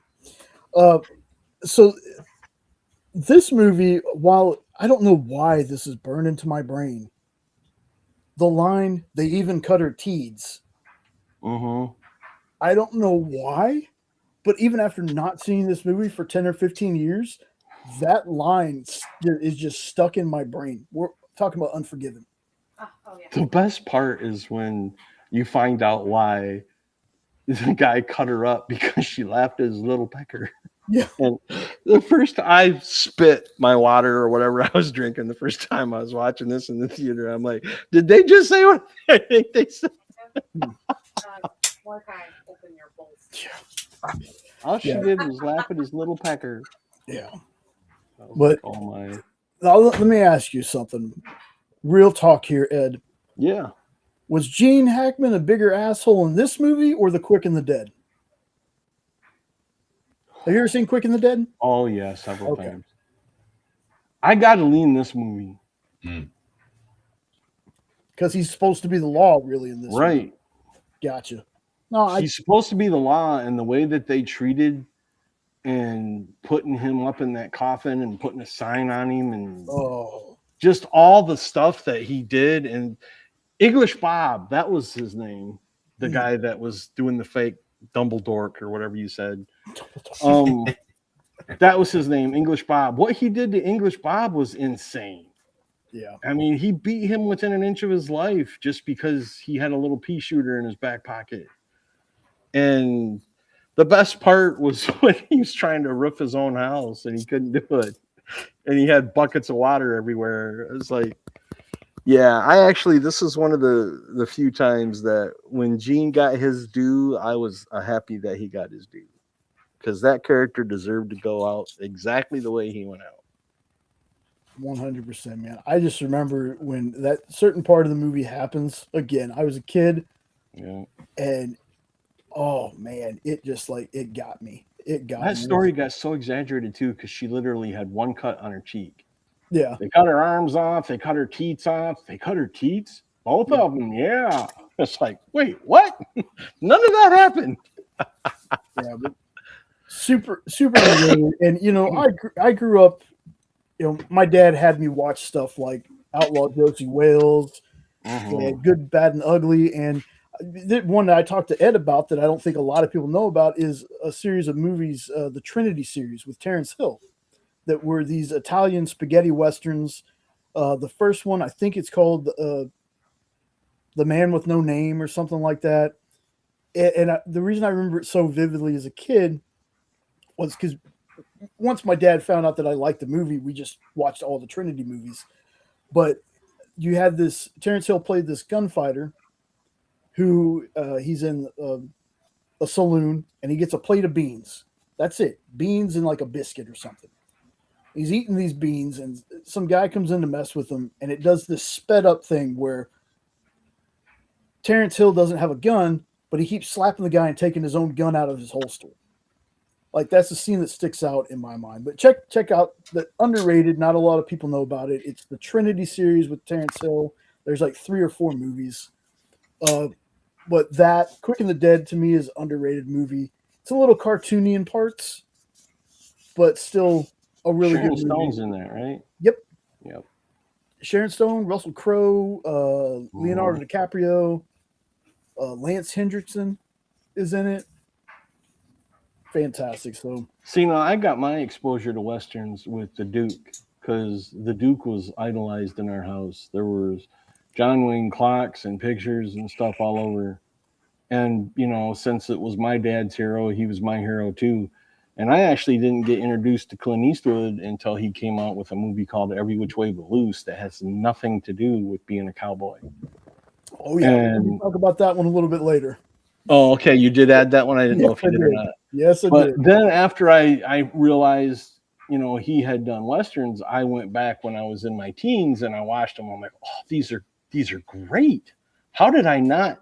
And it was just because my dad was John Wayne, so that's what we went and saw. I got you. And I can't remember if I've already said the name of it, but there's one where Clint Eastwood, I want to say it's Outlaw Josie Wales, but I get all of them mixed up. He beats the crap out of people with an axe handle. Yes, I think that's the right one. Okay. Yeah, that's one of my favorites that he's ever done is that one. Plus, you know, Unforgiven, again, underrated. Hang 'em High. Oh, Yeah. so many good ones. There's a lot of them. Like, I know that there's a lot of people out there that don't like Westerns, and I understand that, but there's one, and it's not on the list, kind of like it's not even honorable mention because this movie was fire. Tombstone. Oh, Tombstone is the Western that I show people when they tell me they don't like Westerns. It's Tombstone. To me, that is my favorite Val Kilmer role of all time. I love Real Genius, but for me, his performance in Tombstone just killed it. So this next movie is one that, again, it's one. The Wild Bunch is another good Western. If nobody's seen it. Oh my goodness! That's a good call, man. What did he say? The Wild Bunch. The Wild Bunch. I don't think I've seen that one. Yeah, we've talked about it, Eddie, and okay. We've come to the same conclusion. That was one of my grandpa's favorite movies. Oh, okay. Next, Full Metal Jacket. These are his top 2. See, I like Full Metal Jacket, but I like the first half of the movie a little more than I like the last half. I don't know what it is about the boot camp, but the boot camp part is my favorite part of that movie. Well, that's everybody's favorite part. Come on. And to think that was D'Onofrio, I didn't even put that together. And I was watching Daredevil. What's sad is, so Vincent D'Onofrio in Adventures in Babysitting, when he comes down, the little girl thinks he's Thor. He gained weight to play that role in Full Metal Jacket, and it took forever, and he could never get all the weight back off after that movie. A little bit unknown. It's basically 4 guys go down and they get caught up in, you know, Mexican gang kind of thing to where they're trying to leave, and then I think one of their guys gets beat up real bad, and then it turns into a revenge or avenging their friend kind of story. And it's good because, you know, it's not one of those movies where it has like a super happy ending or nothing, but it's still got a good ending. If you want a movie like Young Guns, Unknown, and you've never seen it, try The Cowboys with John Wayne. It's one of his last movies when he's older. And if you like the Young Guns, I guarantee you'll like The Cowboys. If Fable, Young Guns isn't on the list, but it definitely is an honorable mention. They've also been talking about doing a newer Young Guns. Lou Diamond Phillips has been talking about them doing that, but Young Guns is, oh my goodness. Young Guns, hey, I'll make you famous. Well, you got to remember, too, that our list was movies that are underappreciated, and everybody watched Young Guns. Yeah. So that's why we didn't even think to put that in. But that is an honorable mention though, because Young Guns is fantastic. Both of them. I think Tremors, Kevin Bacon. There you go. That's a good one. Tremors is another, not on Tremors. this list, but definitely. Yeah. There's like 7 of those freaking movies or more. Mm-hmm. They even actually sell it as a set now. Goodness. I have it. Please tell me it's shaped like a worm. No, it's just a regular old DVD case, nothing special. So this Yeah, next 7 one is movies. one that once again, Ed, I'd never heard of it, but it stars people. Hey, Blazing Saddles is one of my favorite. I know it's not technically a Western, but I love Blazing Saddles. Oh, that's a great comedy. But this one right here, Ed, it stars 2 of my favorite. Luke and Bo Duke are in this movie, I believe. Yep, they are. This is a very unpopular movie that hardly anyone's ever heard of, and it's one of my favorite Christmas movies. And one of the reasons why is it was after the Dukes of Hazzard had broke up, and all you were hearing about in Hollywood on the news, because you got to remember there wasn't the internet then, was how they hated each other and they were fighting over this and fighting over that and yada, yada, yada, yada, yada. And then lo and behold, they reunite to do this movie together where they play brothers. And the whole premise of the movie is they're 2 brothers that hate each other and haven't talked in years, which is similar to what the story was with the Dukes. And they have to learn to get along to get a semi full of toys up to a city in Alaska in time for Christmas, because the city is going bankrupt and everybody's afraid that they're going to have to all move away and they're never going to see anybody again. And the guy that has them drive the truck up there promised them one last great Christmas. So he promised them that truck of toys. But then he has a heart attack and isn't able to take the toys himself. So he calls on, I'm going to call him Bo and Luke just because I'm going to call him Bo and Luke, to take them up there together. And how they are together and how they start off fighting and how they end up bonding and the final way that the story ends. It's just a really good, feel-good Christmas movie that if you like the Dukes of Hazzard, you'll really like this movie. Awesome. I'm eventually going to watch this because I was the kid that if it wasn't Superman I was watching, it was the Dukes of Hazzard. Mm-hmm. As soon as that theme's on, just a good old boys. Every time I'd be running, my grandparents would tell me, because I don't remember this part of it. I'd be in my little diaper running down the hallway. I gotta watch the Dukes. I gotta watch the Dukes is what I would yell all the way down the hallway. Yep. Love that show. And Posse is now on my list, Fable, because I've heard of that movie but never watched it. So this next one, to me, Jenna and I took a shot on this because it looked interesting. Ended up loving it. It is Scout's Guide to the Zombie Apocalypse. I love this freaking movie. So this is fairly recent, isn't it? Well, or less than 10 years. Yeah, it's less than 10 years. I can't remember exactly. Okay, but this was before the Ready Player One did? Yeah, Ty Sheridan, young Cyclops, and the newer ones. Yep. So it's we got Ty Sheridan before he really blew up. Logan Miller, who was the voice of Nova in Ultimate Spider-Man, and then there's another guy named Joey Morgan who plays. Let's see who on the cover. He's next to the deer head. His name's Augie in this, and he actually passed away not too long ago. Very young. Don't know what happened, but he passed away. But so this story. So this thing kicks off. We're in a lab, and I don't know if anybody has watched Workaholics or know who Blake Anderson is, but he plays a janitor. Thank you. 2015, really? My goodness. Wow. So, damn, what is time? Like Jenna says a lot. Anyway, he's listening. It cracks me up. The opening of this is he's a janitor in this facility, and he's listening to Black Widow by Rita Ora. So we hear the song playing, and he's like clapping along to it. He's lip syncing it, and then we cut to he's actually singing it, and it's terrible. But he accidentally triggers this zombie outbreak, and this zombie escapes from the facility and goes to this town. We got these three friends here: Ben, Carter, and Augie. They're scouts. They've been scouts and best friends for a long time. And while all this is happening, they're out on what is supposed to be their final camp out as scouts because Ben and Carter are kind of ready to quit. They feel like, we're teenagers and we're Boy Scouts still, they're high school, stuff like that. It's not cool anymore.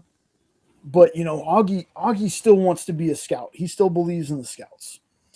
Well, they end up going back into town trying to get into this party. And when they show up, the building is wrecked. There's just bodies and blood everywhere. And then they encounter the zombies. They end up going into the strip club because Carter's kind of like the typical, I want to say 80s horny guy, but 2015, but he's that guy. So he's like, hey, the bouncer isn't at the door. Let's go into the strip club. They get into the strip club and they find out why the bouncer's not there. When a stripper comes out, starts dancing for him and tries to eat his face. So there's a waitress that works there that earlier in the movie I think buys them beer or something, but she's the only one that survives this murder zombie spree in the strip club. So they team up, and it's weird to say this, but it's I'm going to say this out loud. I can't believe it. Even zombie boobs are boobs you want to see, man. Zombie Tramp. Hello, that's a great comment. Sure, but there's a scene in this where where the three are escaping from a bunch of zombies, and one of them is a female cop that's been turned into a zombie, and somehow they I want to say they handcuff her to this fence, and while she's trying to get away, her shirt opens. Holy cow! And Carter decides he's going to take a selfie with the boobs, with the zombie boobs. It's hilarious. This is definitely R-rated, folks. There is another scene where they're on a trampoline, or they're jumping out of a second-story house onto a trampoline, and one of the zombies from the house comes in, and he's wearing nothing but a bathrobe. Oh, I didn't read that part. Man, terrible, because he's great in this movie. But when a zombie comes in, and when one of the guys hits the trampoline, he bounces back up, and he's reaching out to grab something, and he grabs zombie peen. And full weight of a human body on a zombie peen, you can kind of guess what happens after that. The movie is, to me, it's hilarious. It's so underrated. I don't think enough people watch this movie. Yeah, it's tropey. Yeah, it's got the typical hero, heroes stepping up, save the day kind of thing, but it's so funny. It's such a good movie. And when the scouts use their survival skills, when they get into a hardware store and just build all kinds of weapons, one of my favorite parts of the movie. This might be a mystery movie that I've been trying to remember that I saw and could not remember to see it again. And I'll know if you answer yes to this question. Is this the movie where the animals can become zombies too, and there's a zombie deer? Zombie deer and a zombie cat. Yes, this is the movie. Okay, thank you. I saw this movie once, and I couldn't remember the title to ever watch it again. And I remembered laughing my ass off. And whenever I've asked any of my other horror buddies, do you guys ever see a zombie movie where a deer had zombies or a deer became a zombie and it was a comedy thing, and they looked at me like I had three heads? So thank you. You solved a riddle for me. This is the movie. Awesome. And again, folks, it's not going to win any awards, but man, this is such a fun movie. There's this one and another one on my list that I will watch back to back. But this one right here, folks, if you've never watched Scout's Guide to the Zombie Apocalypse, please do come back here. Let me know what you thought about it. I'm trying to get more people into this one. I know it's an older movie. It's 11 years old, but Oh my God, he's calling 2015 an older movie. Just shooting me. hey, man. Here, I was saying it was more recent. Thank you, Nope. Yeah. But check this one out. It's so good. And like I said, this was before Ty Sheridan became a big, big star. So let's see now. I think, hey, look, we finally got one. Nope. Tell me about this one, man. I've never seen it. Never ever. Nope. Really? Or have I? Oh, wow. Okay. So this is kind of 2D and 3D animation, and they actually do it really well. And in some parts, they could have worked on it more, but whatever. So you have these, they're called the Dredge, right? And that's that blue ship right there that's shooting down. And they're basically visually description, Eddie, they look like Protoss, but they actually look like the aliens from Independence Day, to tell you the truth, but just pure energy. So they take out the Earth, but while the Earth is getting ready to be blown up, there's a big ship called the Titan that manages to make it off world, and it's the only hope that mankind has to have a home again, because there's basically no hope for the Earth as it is, because they know that these guys are coming. So they launch this ship, Dredge blow up the Earth.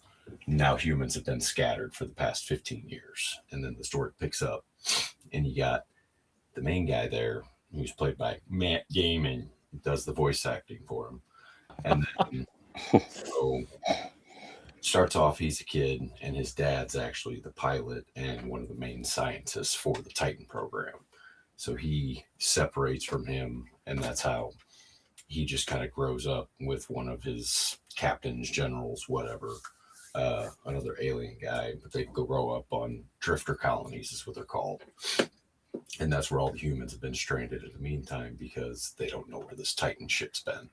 So that basically leads into the whole plot, that they're looking for the Titan ship. And then you got another group of characters that come along and pick up Matt Damon's character, and then they all go on the journey to go find the Titan ship. And it's really good. Was this based on a video game or something? I don't think there was a video game, but there could have been. Something about the title sounds familiar, but I know I've never seen it. Yeah, I don't know if there was an additional something that had a similar name, because that does sound familiar that you mentioned that there was something else, but this is the only thing that I know of this actual property, but I could be totally wrong. And AE means after Earth, I'm assuming? Yeah. Cool. Sounds interesting. But yeah, I mean, without telling you guys too much, it's got Matt Damon plays the main, Drew Barrymore's the female lead, and then you got Bill Pullman does a voice in there, Ron Perlman, Nathan Lane, Gene Garofalo, and then John Leguizamo. And that's the main characters in the movie. And then you got a couple little side characters and stuff. Like I seen Jim Brewer was one of the little side characters in the beginning of it. Jim. But doesn't even sound like him too. It's funny because he plays a bug. So, I've forgotten all about this movie. I was interested in watching it, and just I I don't know why I never did, but now that you've talked about it, I'm definitely putting on the list to watch. We got kind of a It's got an awesome soundtrack too.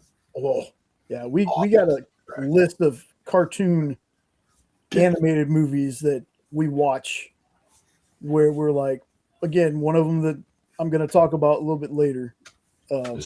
This was a rotation watch for me growing up. Yeah, I watched this one regularly. definitely going to be checking this one out soon. So we're going to get back to comics because I'm really excited to hear Ed talk about this one.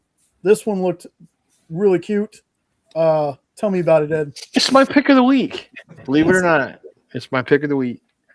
There are no words in this comic. None. So it starts showing the pods opening and facehuggers come out. But one has these happy cartoon eyes and a big old smile on his face, kind of like what you see there. And he's the friendliest facehugger. And he's running around this house and he finds a picture of this couple together. And his little tail forms like a heart.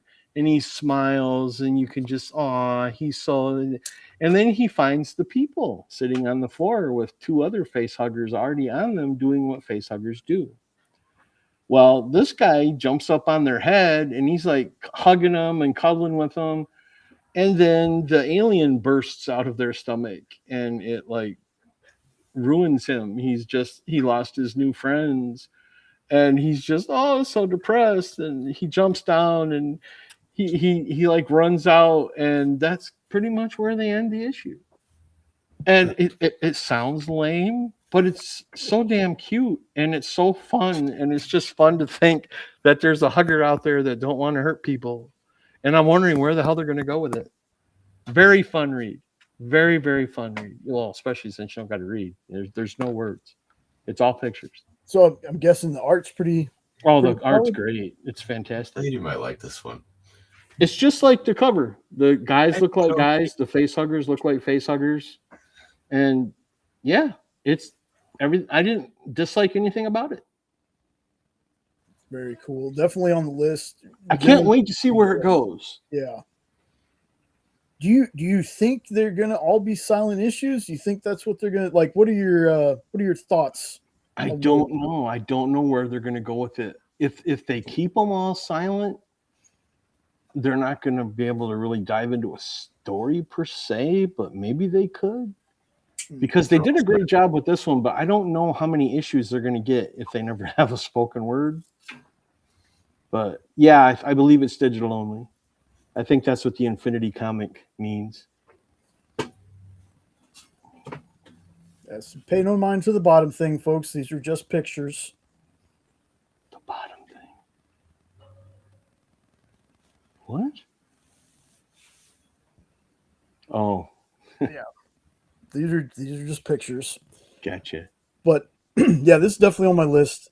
Jenna's a big Alien fan, so I can't wait to show her this one. Like, she likes Predator too, but she's all about aliens. According to League, they're going to do 4. Mm. And the next one's due out, I think, next week. But it took me forever to find the first one. Mm. So hopefully they make it a little bit more readily available.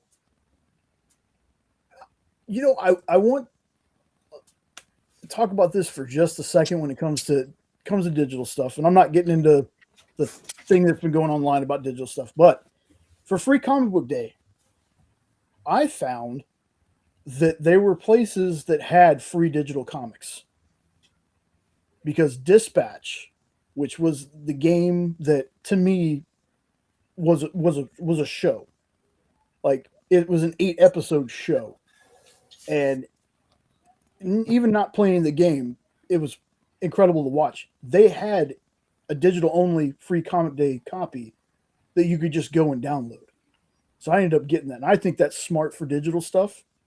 Let's do Free Comic Book Day, Comic Giveaway Day digitals to where all you got to do is download them. Works great for people who maybe couldn't get out of their house for Free Comic Book Day. Mm-hmm. So just wanted to throw that out there. I think that was a fantastic idea, putting your digitals out there for Free Comic Book Day where you could download them. So I used to be kind of anti-digital. I got to hold the comic in my hand until I started working on in stores this week with Dan and Kyle, and that's how we would get our comics from the companies, was digital copies. So after that, I was like, you know what? They're also easier to keep track of.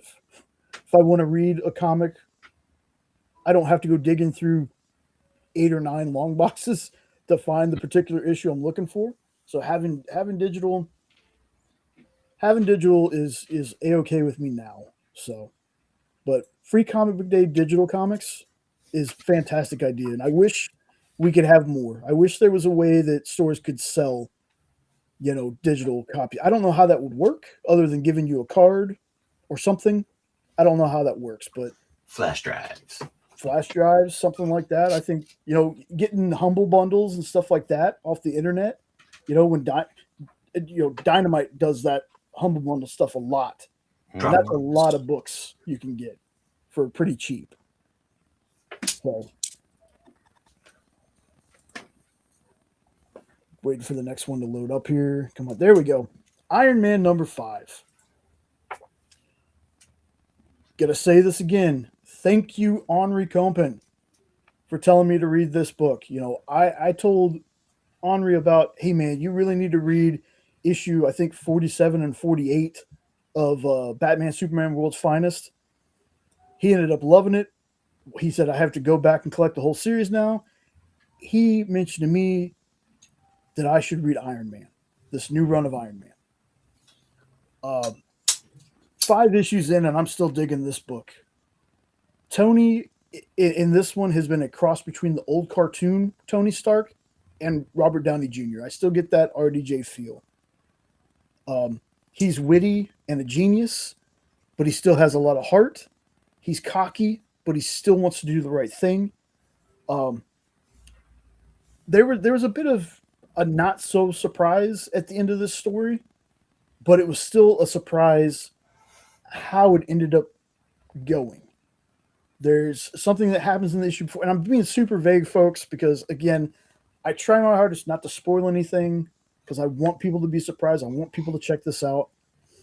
But there's something that happens in the issue before to where Tony wants to retrieve someone before the helicarrier that they're on crashes.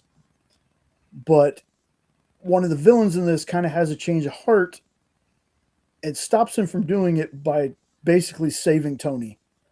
Like, Tony is forcefully saved, but still saved. This series has so far, I've been saying it, Marvel is winning me over with the single character stories. Like, I'm already ready for the next issue. By the end of this, we basically have a brand new villain. This is the whole thing started. I'll give you the basic synopsis of the 5 issues in a nutshell. So this started with Tony was having this basically Tony Stark Awards, or like given a grant to trying to find the next Tony Stark. Well, Madame Mask and the Fixer kidnap all these people, all these college kids and whoever, and make them start building things. And Tony goes to the helicarrier where they're being held captive to try to save them. He ends up getting captured himself. This issue right here is right after a big thing happens to where the helicarrier is going down. So Tony's trying to get everybody out. And again, it shows you that even though Tony is cocky, whatever happened to him in that cave, because he goes back in this issue and talks about, you can have all the tech, you can have all the smarts, you can have all the know-how. But the one thing that everyone forgets is Tony had help in that cave. Tony was not the only one building the Iron Man armor. He had the help of the other guy that was in there with him. And he tells people that all the time. He's like, everyone thinks that I built this by myself. No, I had help. So he goes, this is the person that changed my perspective. This is the person that took me from the warmonger that I used to be. This is the person that helped me want to be a better person. And it happens in this issue. I know that Henri, on his comic mukbang show that he does where he reviews books, I know he talked about this, and he's not too wild about the covers. I think the cover's fine. But it's the story inside that counts. So, folks, if you've ever been interested in Iron Man and just was like, I don't know, there's too much to get into, this series right here, you can jump right in. You can jump right in. I wasn't lost at all, and I'm usually very easily lost in things. But this one was fantastic. So, again, between this and Punisher and Captain America, Marvel has... This is what I want from Marvel. I don't need 15 more X-Men books. I don't need Days of Future, Rise of Marvel, House of the Fallen Sun in New Orleans, X times 20. I don't need that. I need more of this right here. So we're going to stick with Marvel for just another second. And Ed, why don't you tell me about this one? Yeah, this was a good read. They kind of had me scratching my head at the beginning because they start with his origin story again. I'm like, really? Are we doing this again? But they went from there to where Doctor Strange says the spell to make everyone forget who Peter is. I was like, okay, now I understand why you started over. So the actual story itself starts off with Spidey and Kingpin. And Kingpin is so pissed off because he knows who Spider-Man is, but he can't remember who Spider-Man is.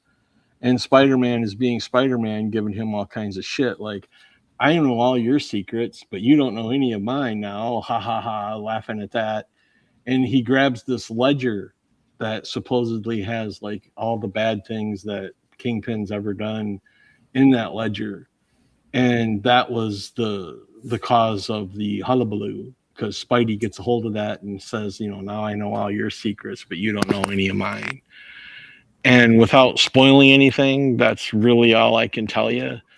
But it looks interesting. I'm wondering, did they just do that to prepare people for the Spider-Man movie where everyone forgot Peter? Or are they just doing this as like a side story, including that? Does that mean maybe we'll see the Kingpin in the Spidey movie? I don't know. But it'll be interesting to see where they go with it. There was another Spider-Man book that came out this week too, but I didn't get that one. That was also called Brand New Day, but it wasn't Spectacular Spider-Man. So I'm kind of curious if they did the same thing with that one. Interesting. There's two things in the comic book movie sphere that I've been wanting them to do for a long time. One, bring back comics that are based on your movie, or you don't have to spoil your movie with them, but make them a little more connected, because there's nothing more disheartening than especially for newer readers, maybe there's a movie or show out there that was so good to someone that they're like, I'm not usually a comic person, but now I want to go to the shop and buy a comic about this. I want to learn everything about this character. And then you get there, pick up the comic, and it has nothing to do with what you just watched. Yep. I know that there's taking liberties. I know that there's, making it interesting. It's a different medium, but I would love for them to bring those back, because I'm pretty sure I have some based off the movie comics of certain things in my collection somewhere. There's that, and bring back the movie, the games. I don't know where it is, but for GameCube, I had Spider-Man, the movie, the game, that had Bruce Campbell's voice, Tobey Maguire, had most of the cast voicing the character. I wore that game out on GameCube. I love that. And I was hoping, once we got Deadpool, we would have a Deadpool movie, the game kind of thing, because the Deadpool game that came out, love it, but it only got the one. And after the game was done, the studio went out of business. So we never got a sequel to it. But the Deadpool game, fantastic. I want more the movie, the game games. Yep, and Sean, nail on the head right there, brother. We talked about Gears a little bit earlier. Gears being one of my favorite things ever, a game that I never thought I would ever be interested in. My buddy got it one night for like $10 at a Walmart for just 24 hours. He was playing it. I was like, it looks cool. He had to go to the bathroom, handed me the controller. I played it, been hooked ever since. When I found out there were books, started buying the books. When I found out comics, bought the comics, like everything about it. And they really do bridge the gap between games with those books. So yeah, that's a great example. But I wish they'd bring that back for movies. You know, we want folks to be interested. We want to try to pull those movie folks into the comic spirit because we need more people into comics. If comics are going to survive, I'm not a doomsayer. I'm not the one going, "Oh, comics are dead, because I don't believe they are. But we do need to bring new readers and more readers into comics to keep them thriving. And that's why they should relate the comics to the movies everybody's watching. Yep. I mean, DC blew a golden opportunity because having a 5-year lag between the Batman and its sequel, they could have had a comic run on that. Yep.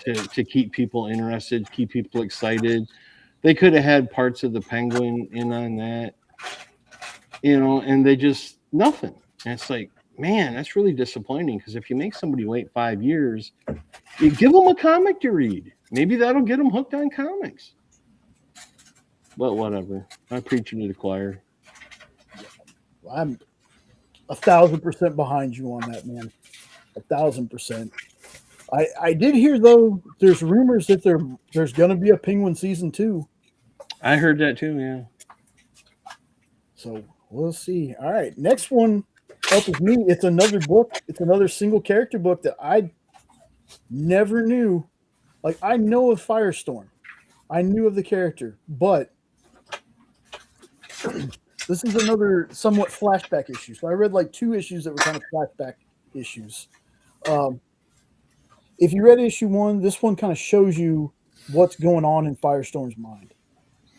Issue 1 was fantastic. What an opening issue. Again, that next level little moniker they have, they're not lying. These books have been next level.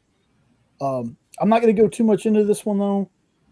This one did leave me with more questions than answers. And I know usually when people say a phrase like that, it's bad, but it's not in this case. There are so many questions because of the flashback to kind of show you what is actually going on in Firestorm's mind. And I say Firestorm, not the character names, not Stein or Ronnie Raymond, just Firestorm's mind. And when you read the book, that might make a little more sense to you. So I really learned about Firestorm through the Flash TV show. You had Robbie Amell, who is Stephen Amell's cousin, not his brother, like a lot of people think. Mm-hmm. But Robbie Amell and Martin Gruber, I believe, is the actor's name, playing Professor Stein and Ronnie Raymond. And loved it. Like, this book has got me so interested in the character more than I ever have been.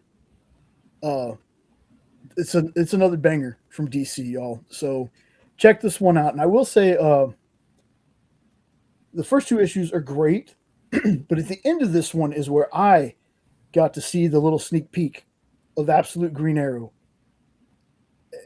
Man, I cannot wait until our pre-orders that Sean got us come in. Sean ordered us our basic logo cover, and the A cover is what I usually get. I think that's what I got this time. But we'll have the logo covers and whatever cover he got. That story looks like it's going to be a much different take on Green Arrow than we've seen before. Definitely had a very assassin slash, not exactly horror vibe. I can't, maybe slasher a little bit. But it's just it had me hooked after those couple of pages. So it feels like it's going to be a story none of us are expecting. And Sean shared this with me earlier. it's actually surpassed Absolute Batman #1 in pre-orders.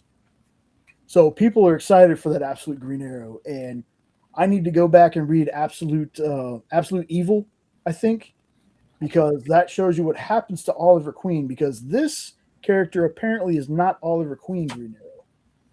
So I know that we're supposed to also be getting Absolute Black Canary, but I don't think the Absolute Black Canary, since they're introducing her as Absolute Black Canary, I don't think she's going to be like Absolute Arrow. But I'm excited to figure out what the hell is going on in that book. But yeah, so hopefully people pre-ordered that, or they're going to be on the lookout for it so they can read it. I have not been let down yet by a lot of these DC books coming out now. And again, Firestorm. Firestorm is not a character that I thought that I would be like, man, I can't wait for the next issue. Now, again, I need to go back and read some old Firestorm. But even without doing that, I got the basic, little kind of, down low on them. So I'm super excited for this book. So we are going to do one more little review, and then we're going to take a little bit of a break, give everybody a chance. I've been sitting in this chair for a long time. I need to get up and walk around, give everybody a little bit of break. But we're going to do one more. We're switching back to movies. One more. Tell me, I have never heard of this one. Please tell me about this one, Ed. This is a fantastic psychological horror movie. And the entire movie is about a possessed inmate that is on death row. And he's being interviewed by a psychiatrist to see if he's insane or if he's possessed. And this movie gave me goosebumps quite a few times. And I can't say that about many horror movies. I'm usually laughing at them. But this one, it is just, they did it right. They don't have any craziness with heads spinning around and stuff like that. It's just what he says and does. It just creeps you out to your bone. And the guy that he's first interviewing him with was 100% convinced the guy was insane at the beginning of the interview. Well, as the interview goes along, this possessed guy says, I brought you here on purpose because you're going to write my book for me.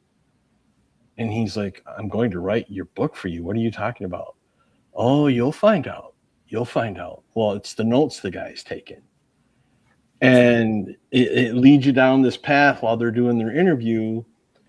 And you get to the point where he's supposed to be executed when the guy figures out, oh my God, I've written this dude's book. It's everything that he said to be. He's not insane. And I don't want to say much more because I want people to enjoy watching this movie, but it got very little theater play.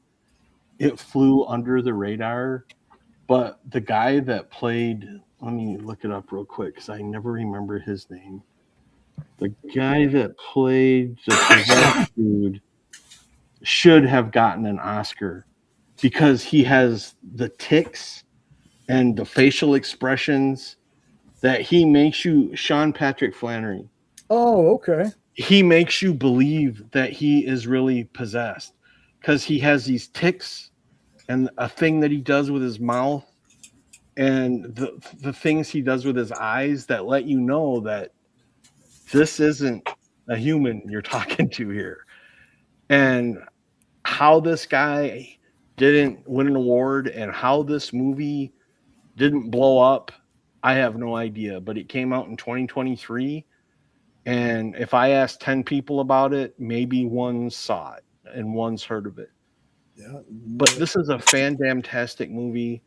This guy, his acting is off the chart. I wish I could say the same thing about the psychiatrist. He's a little lame. But Sean Patrick Flannery hit a freaking grand slam as the possessed guy. And then the ending, wow. Just wow. And that's all I'm going to say about it. Very nice. So I'm gonna bring us all back on screen real fast. That's my giving Nope a not springing it on Nope, so he's not like, what's going on? Huddle up. But we're gonna take a break for just a little bit, folks. Like I said, I've been sitting in this chair for much longer than I should be when I'm not working. So I need to get up and walk around, as you know. And in the words of Forrest Gump, I gotta go pay. So hang out, folks. We'll be back in just a few minutes. Here we Dr. go. Pepper. All right, here we go.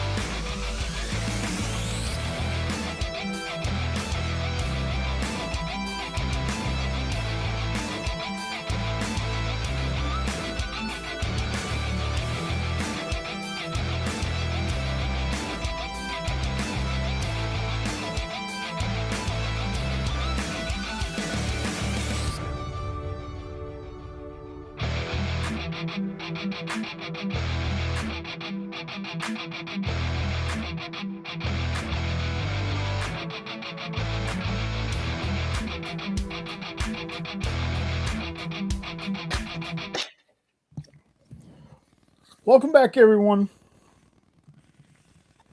Mission Taking successful. That's good to hear. Good to hear. Nope, probably needed a little bit of a longer break, and it's totally fine. We're going to move right along here to another one that I can't believe that there was somebody else here that knew about this one. And I was so happy. Oh, Robert God, yeah. The Opera. Heck yeah, man. I love this movie. You want to do it? I can go a little bit on this one because, again, a lot of these movies, it's been forever since I've seen them, but this is exactly what you would think it would be with Robert Englund. Mm-hmm. This is a horror version of Phantom of the Opera, and it gets messy. It gets messy. The one that I think the one like kill that really stands out in my mind, if I remember this correctly, is there's a bathhouse scene or a steam room, Yep. and homie just slices somebody up. I've watched a lot of different interpretations of Phantom of the Opera over the years. There was a made for TV movie, I think, called Phantom of the Mall, Eric's Revenge. There was another one that, I mean, they didn't flat out say it was supposed to be Phantom of the Opera, but it was another mall one, but I can't remember the freaking name of it. It had, oh my goodness. I'm going to blank on it. I'll end up looking it up when I can look it up if you give me a little more to go on. So it was like Phantom of something about sunset. It had the Phantom quote unquote guy had like a weird helmet that he wore. I'm trying to remember this movie. Do you remember any actor? Oh, Phantom of the Opera, Sunset Boulevard? Maybe. That came up. Phantom of the Paradise. Oh, yeah. That's the next one. Yeah. Phantom of the Paradise. Phantom of the Paradise. It had Paul Williams. Paul Williams was in it.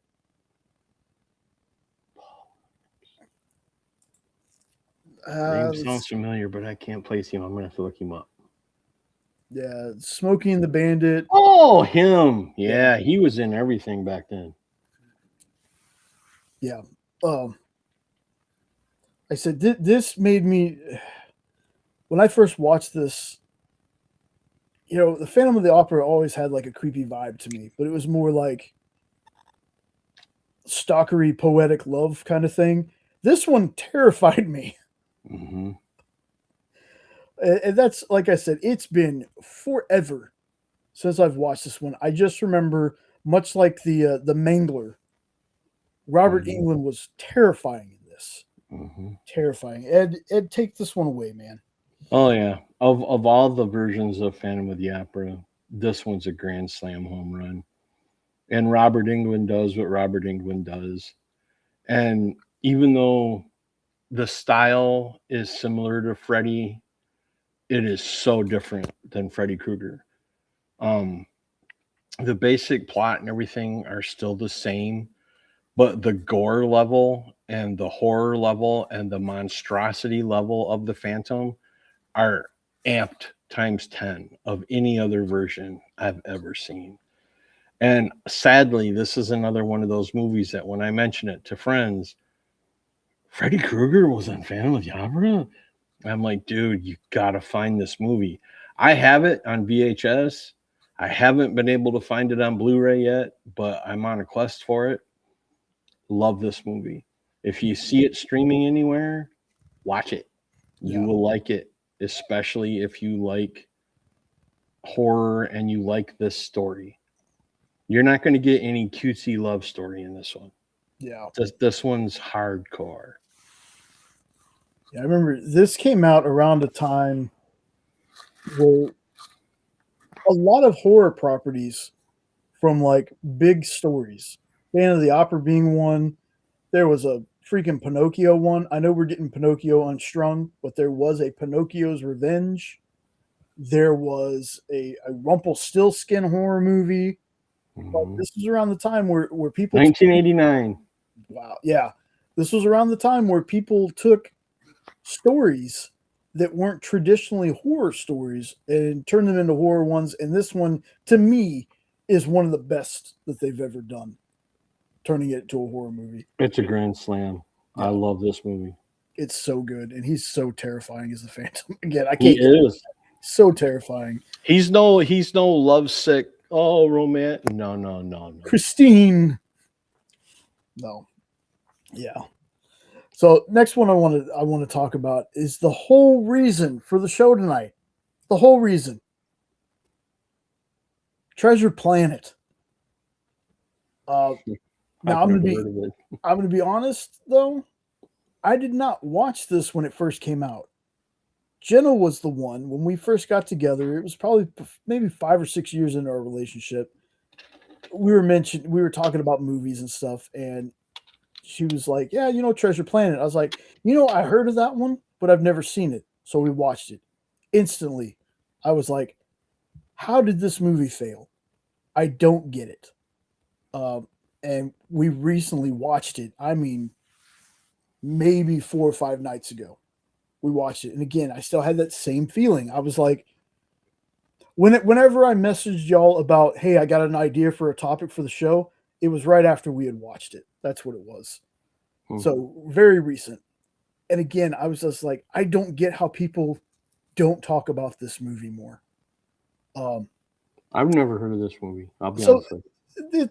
It's basically Treasure Island, but in space. Like the Treasure Island book, and I can't remember the author's name of that. But I mean, Muppets did it. Muppet Treasure Island. Oh yeah, I love that. With the amazing Tim Curry, who he was actually Robert Louis Stevenson. Thank you. Yep. Where he was actually a human playing a Muppet. That's how I felt when I saw him in that movie. He's terrific. But so, like I said, we just watched this past week, and it gave me the idea for this whole episode.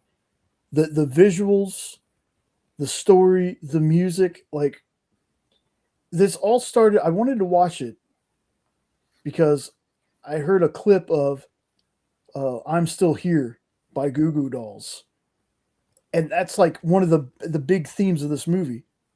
And I love that song, and it always reminds me of this movie. So as soon as I heard it, I was like, okay, I want to watch it. So again, it's the visuals, the story, the music.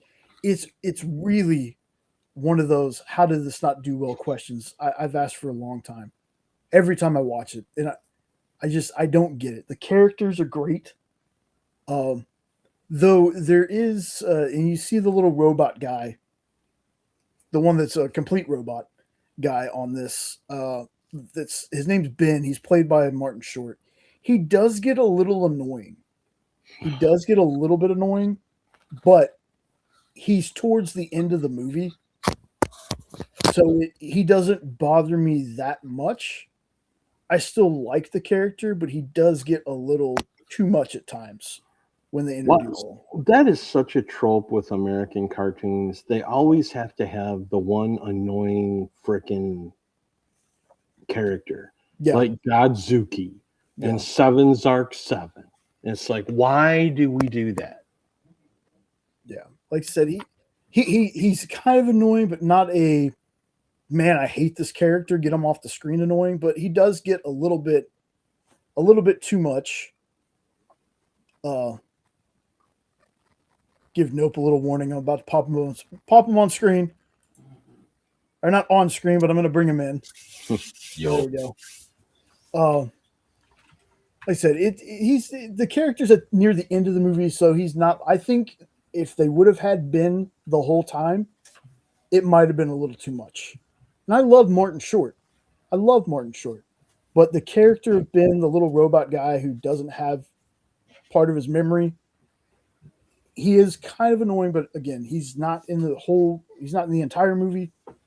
But this is also a great example of not all bad guys are heartless. And there's nothing lost that can't be found. Again, the character of Jim Hawkins, played by Joseph Gordon-Levitt, voiced by him. Kind of like an all-star cast in this. David Hyde Pierce is another character. I can't remember the name off the top of my head. You do have the cutesy little morph. It's the pink thing up there that can basically turn into anything, but it's a miniature size. He's cute. You got Silver down there at the bottom. Again, it's about Jim getting this map from a character who's fleeing pirates. And he figures out how to open the map, and it shows you the way to get to a planet that's basically a treasure planet where this very storybook but real pirate hid all the loot that he collected over his years. And it's cool because you don't expect when they get to the planet, you're like, well, I don't see any treasure.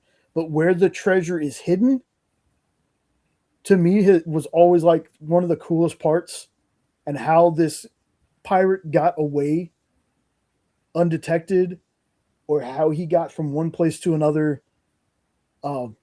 Again, fantastic movie. I cannot believe that this is not one of those Disney movies that people talk about in regards, like in high regards, like they do like Tangled or Aladdin or something like that. This had a lot of that early 3D, 2D animation. Like this is a 2D hand-drawn movie, but it's got that element of when they first started really trying to mix in 3D elements with it. But this movie is just fantastic. I love it. I never get tired of watching it. I do like Treasure Island though, so that kind of helps. I know Ed said he's never heard of it. Nope. Is this one? I think you said you've watched, right? Yeah, I've watched it, and I actually even watched it again today, just to refresh myself on it. Still hold up for you? Oh, for sure. Because all the, it's basically a modernized, Treasure Island, like you said. But that's the whole story premise.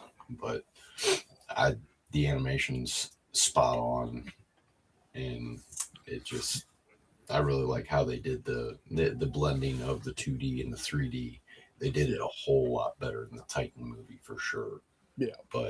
And I think that could be another reason why that other movie was not so big, because they were like, oh, this is probably just Treasure Planet again. Yeah. But this is really good. So, and the morph character's hilarious. Yeah.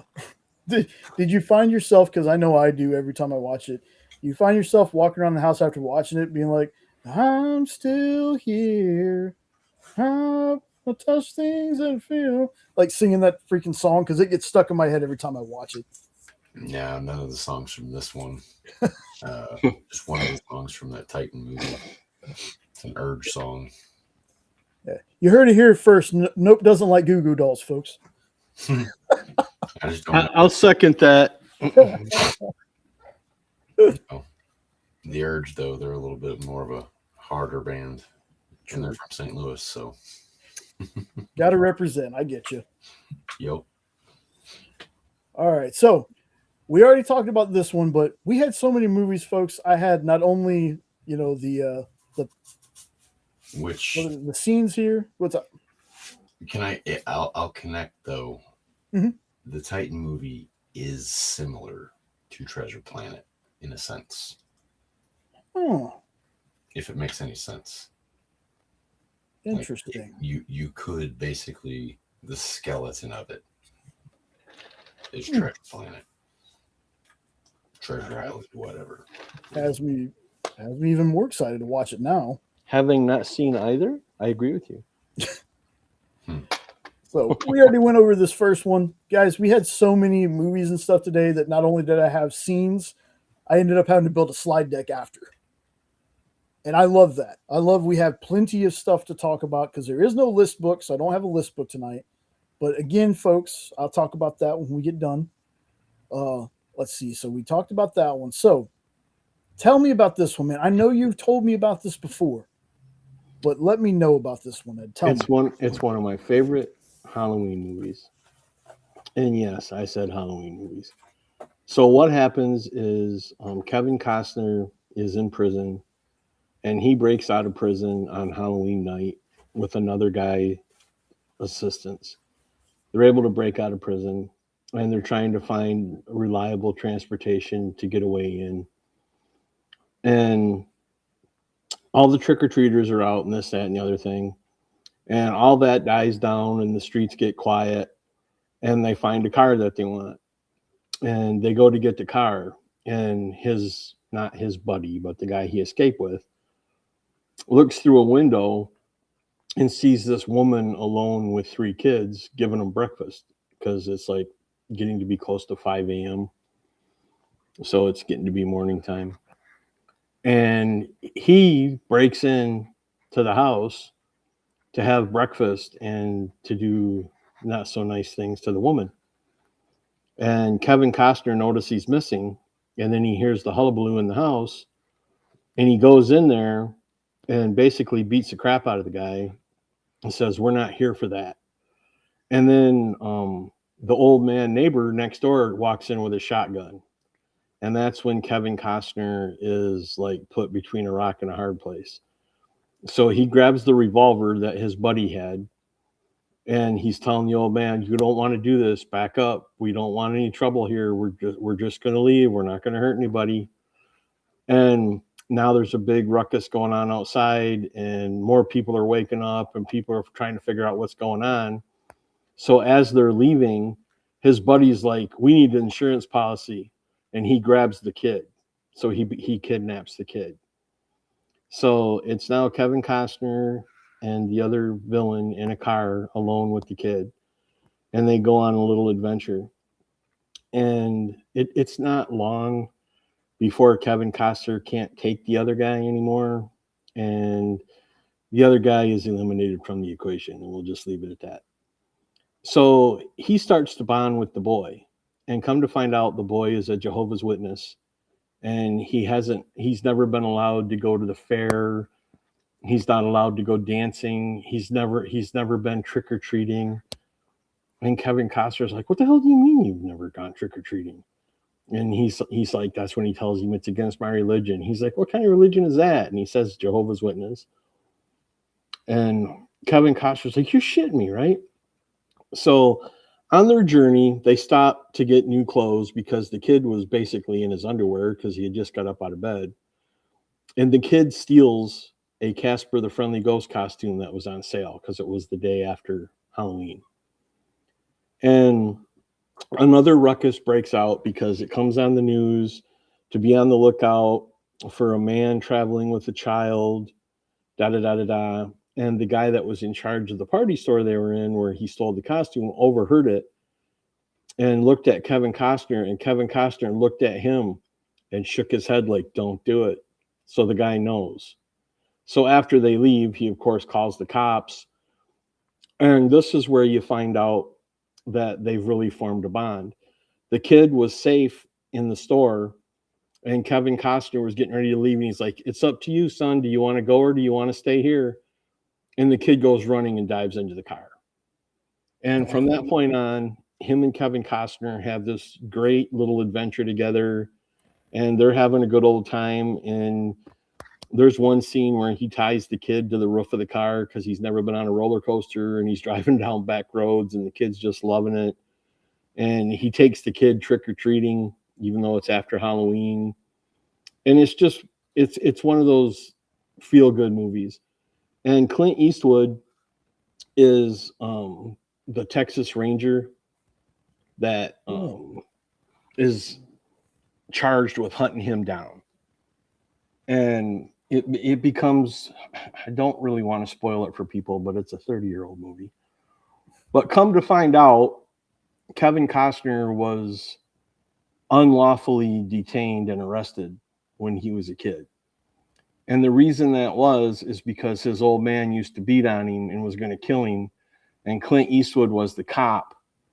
So when he took a car for a joyride as a youngster, he begged the judge to give him a full term to get him away from his dad. And you find all this out as it's going along. So there's this backstory between the two of them. So he wants to catch the guy safely and return the kid when everybody else is out like, screw the guy, shoot him if you can, we got to save the kid. And it becomes this little, adventure of them traveling across Texas. Kevin Costner wants to go to Alaska to find his dad because he has a postcard that he got from his dad when he was like 6, because his dad walked out on him after beating him and all this stuff. And he wanted to go try to have a relationship with his dad. So they were on their way to Alaska. And it's got a lot of fun parts in it. It's got a lot of laughter in it. It's got very serious moments in it. It's got a couple of scary moments in it, but it is such a great movie. I would put it right up there with Field of Dreams as my favorite Kevin Costner movie. And it is one of my favorite movies to watch at Halloween time that isn't a horror movie. I love this movie. I even did a short on our Weird Dorps channel. One of the first shorts I did was I did one on this movie to let people know about it and posted it out on our channel. I think that was like in July, and we started it on Memorial Day. So I've been trying to promote this movie for years because I know a lot of people, and like we mentioned earlier, I mean, I'm the one that told Dan Wickline about this movie, and he knows everything pop culture. Yeah. And he's like, how did I miss a Kevin Costner Clint Eastwood movie? I'm like, Dan, just watch it and give it a try and tell me what you think. And the next week he was like, I absolutely love it. It's now one of my favorite movies. And I'm like, yep, same here. So if you've never watched it, watch it. If you like anything Kevin Costner has ever done or anything Clint Eastwood has ever done, watch this movie. I'm 90% sure you're going to love it. Awesome. It is on the list. I need to check it out myself. When you watch it, I want to talk. Okay. All right. Well, man. So that's Perfect World. Next up, let's see what we got. With honors. Because I don't think I mixed these up as good as I thought I did. So go ahead, Ed. This was my first exposure to Joe Pesci. Was this movie. And basically Joe Pesci is a homeless man who abandoned his family to join the Merchant Marines and to travel overseas. Well, while he was in the Marines, they had him working in the engine room that was all asbestos, and now he's dying from asbestosis or whatever that's called. There's another name for it, starts with an M, but they also call it asbestosis. Yeah, that one. So he's basically living in the Harvard library's basement in the boiler room. And Brandon Fraser is a senior getting ready to graduate with honors. But in order to graduate with honors, he has to get his senior thesis finished. Well, on his way, there's a power outage during an ice storm that blows up his computer. So all he has of his thesis is what he had printed out, and he had like 70 some pages. And on his way to the library to make copies of it, because he was being paranoid now that he was going to lose his thesis, so he wanted to make copies of it, he slips on the ice, trips, and falls, and his senior thesis goes through a grate in the sidewalk that goes down to the boiler room. And by the time he gets into the library and sneaks down to where the boiler room is, Joe Pesci is already reading it one page at a time and tossing it into the fire. He's like, no, stop. And Joe Pesci just comes at him like in full attack mode because he thinks he's there to put him away or, to kick him out. And he just wanted his senior thesis back. And he's like, I'll make you a deal, kid. For everything you do for me, I'll give you a page. And he's like, a chapter. And he's like, no, a chapter is several things. A page is one thing. So for starters, I would like a pristine glazed donut, a new pair of underwear, and something else. And he's like, well, that's 3 things. So do I get 3 pages? And he's like, yeah, that'll work. And they have this agreement. Well, he storms out because he's pissed off that he can't get his thesis. And the thesis is due in April, and it's already getting close to Thanksgiving at this point. And he wanted to get it finished and approved and done ahead of time. So he tells the authorities so that the authorities bust in, arrest Joe Pesci, and can get him his thesis back.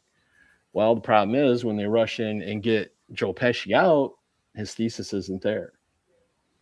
And so Joe Pesci has to go to court for vagrancy and drunk, and hilarious scenes follow. I'm not going to go into detail on the scenes, but they're hilarious.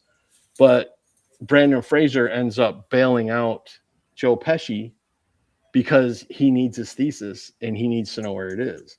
And he's like, kid, I have the golden goose here to get what I need. Do you think I would be stupid enough to keep it on my person? And he's like, well, where is it? And he's like, our deal. 1 page for 1 thing. And what first starts as Brandon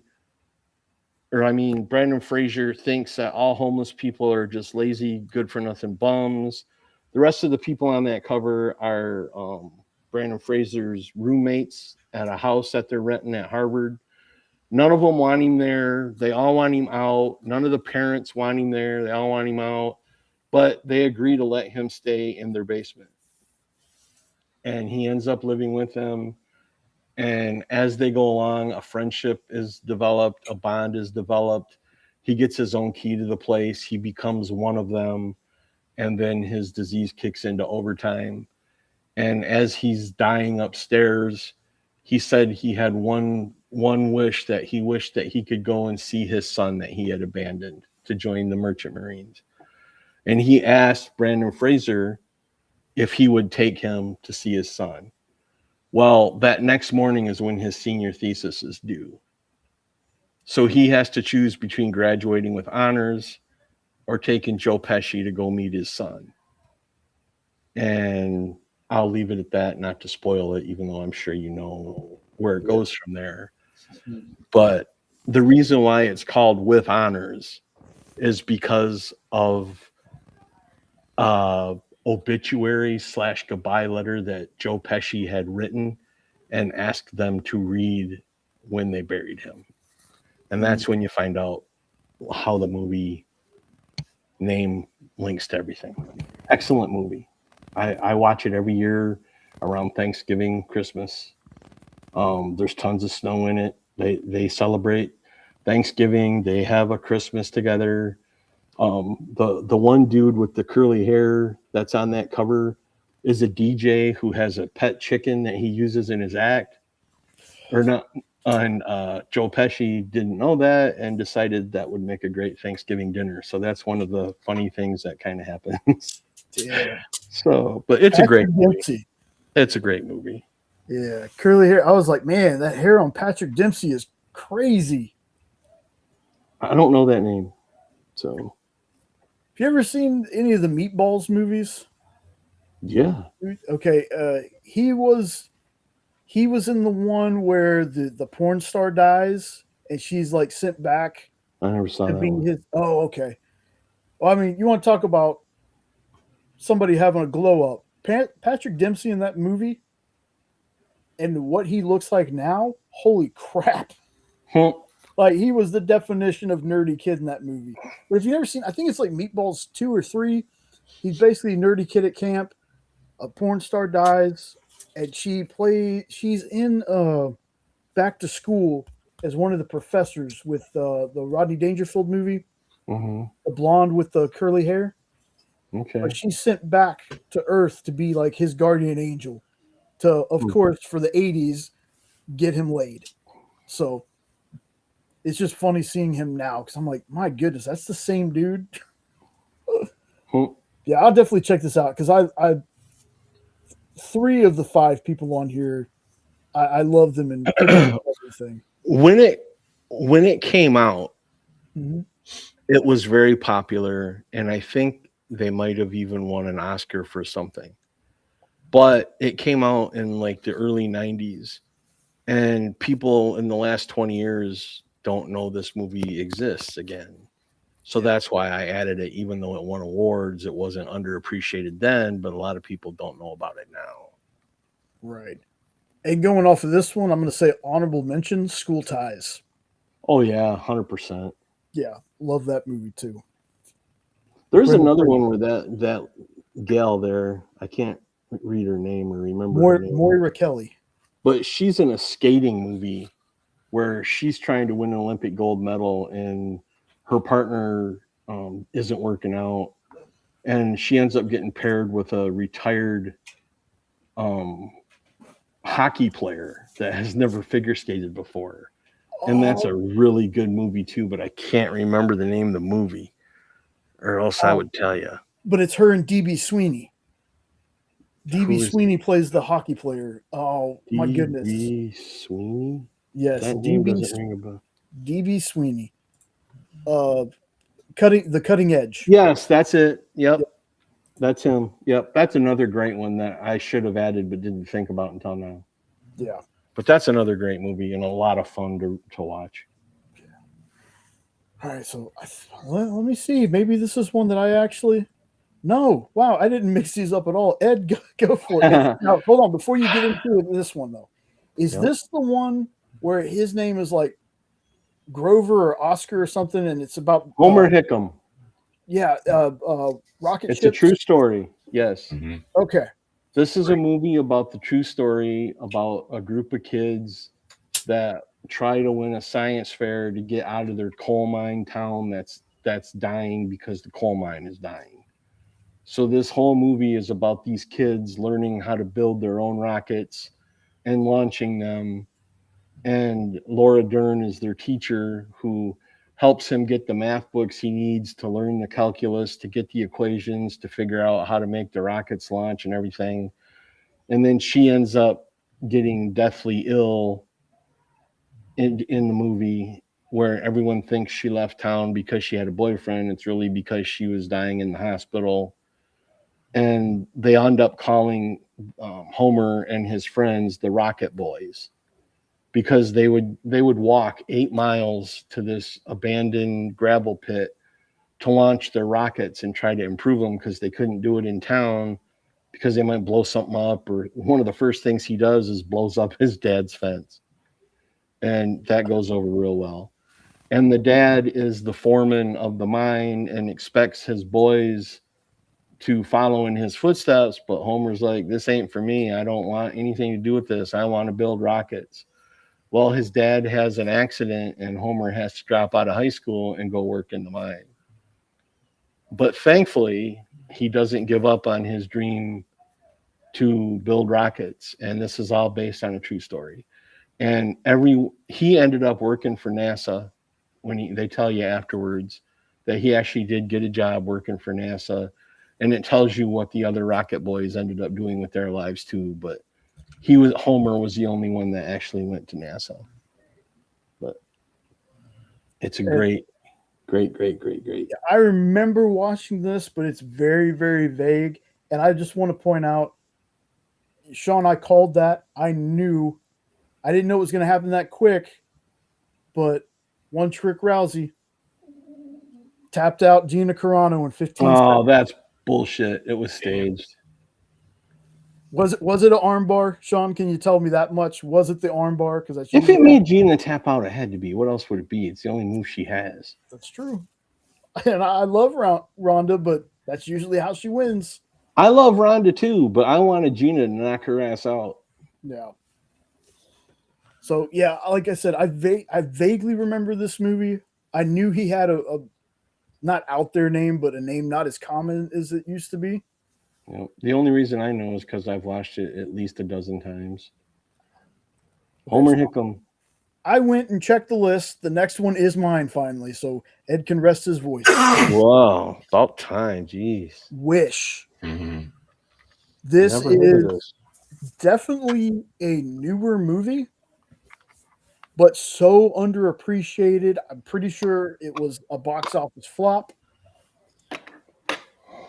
This movie is so good. So basically you have this king, and the king had lost one kingdom, moved on to another place, started a new one with his wife.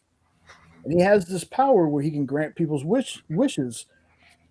But in order to grant the wish, you have to give him a memory. So it's something that you will not remember. He holds it, and once a month or something, he chooses one person to grant their wish. So in order for you to get your wish granted, you have to give up a memory. Well, the girl on the cover, her grandfather is turning 100. She's going to become an apprentice to this king to get her grandfather's wish granted. She's thinking that she can talk him into it. Well, you find out something about the king. She ends up not getting the apprenticeship. So she makes a wish on a star. Now, she doesn't have her wish granted, but the star comes down. It's an anthropomorphic, cutesy little star. This movie had one of my favorite soundtracks to any Disney movie.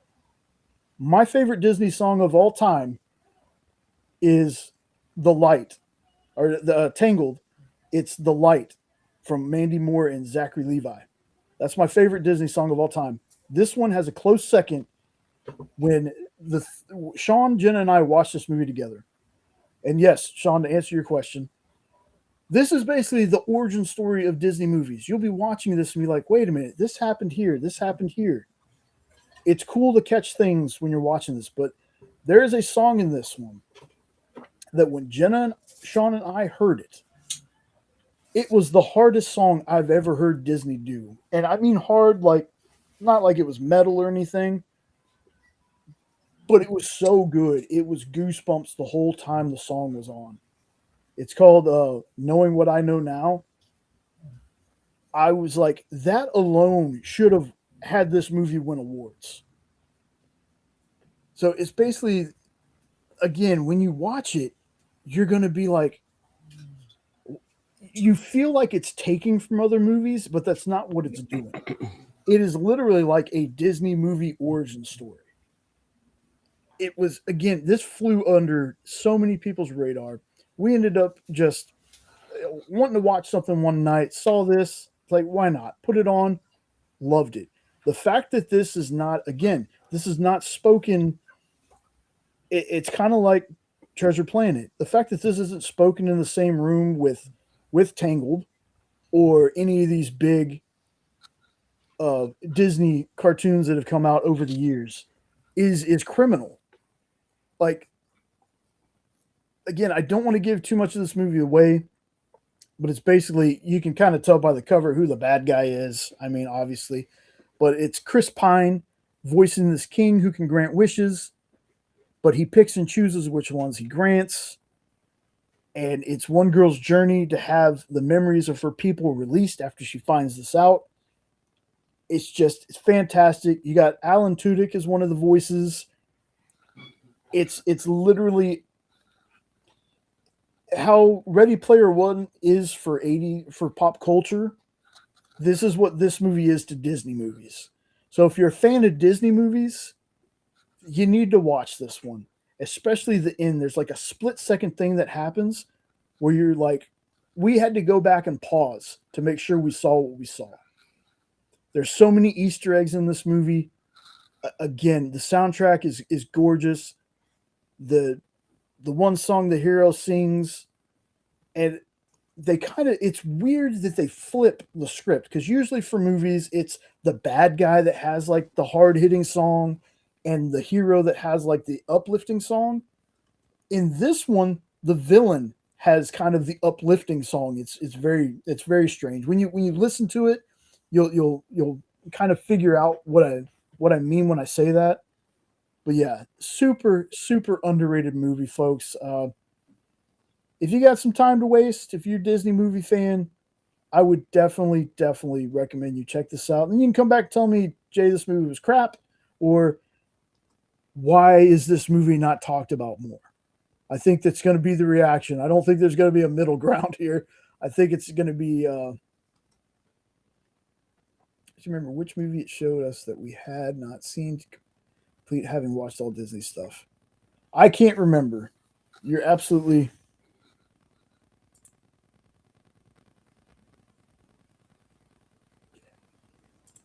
Yeah. So we've got like one more I want to get to. I want to end it with one, because there's more, folks, but I think we're going to save it for next time. It is getting kind of late. We have been going at this. There is a lot of movies on this list. But we want to get to one more, and there's one specifically I want to get to because I want him to talk more. So I'm going to get to this one right here. Nope. Tell us about Cool World, man. So, Cool World, it's a Ralph Bakshi movie, half animated and obviously half live action. So it's kind of like Roger Rabbit, but definitely more towards adults. And I'm pretty sure it's rated R. But it takes place in Vegas. This is actually the movie that launched Brad Pitt's career, technically, and I think that's what it kind of gets overshadowed by. But he kind of gets sucked into this world through this certain kind of key. There's this cartoon scientist guy that's trying to develop something to transport him into the live world, but it winds up sucking in Brad Pitt's character right as he's dying from, motorcycle accident kind of thing. And so he gets transported into this cartoon world, and I think it's like a cartoon version of Vegas that turns out to be Cool World, to where it's kind of winds up being created by this one guy that you wind up running into who's in prison. And he's been drawing all these characters, especially her, who's Hollywood is her name, and she's voiced by Kim Basinger. And she's only attractive whenever she's animated. As soon as she turns into Kim Basinger, it just goes away. But otherwise, the rest of the movie, it's like, adultish, Looney Tunes-ish. But, I mean, I'm not talking like vulgar, but it's definitely not appropriate for kids to be watching. But I sure was when I was a kid. Ain't that how most movies are, though? I've never even heard of this one. Nope. Oh, this is a good one.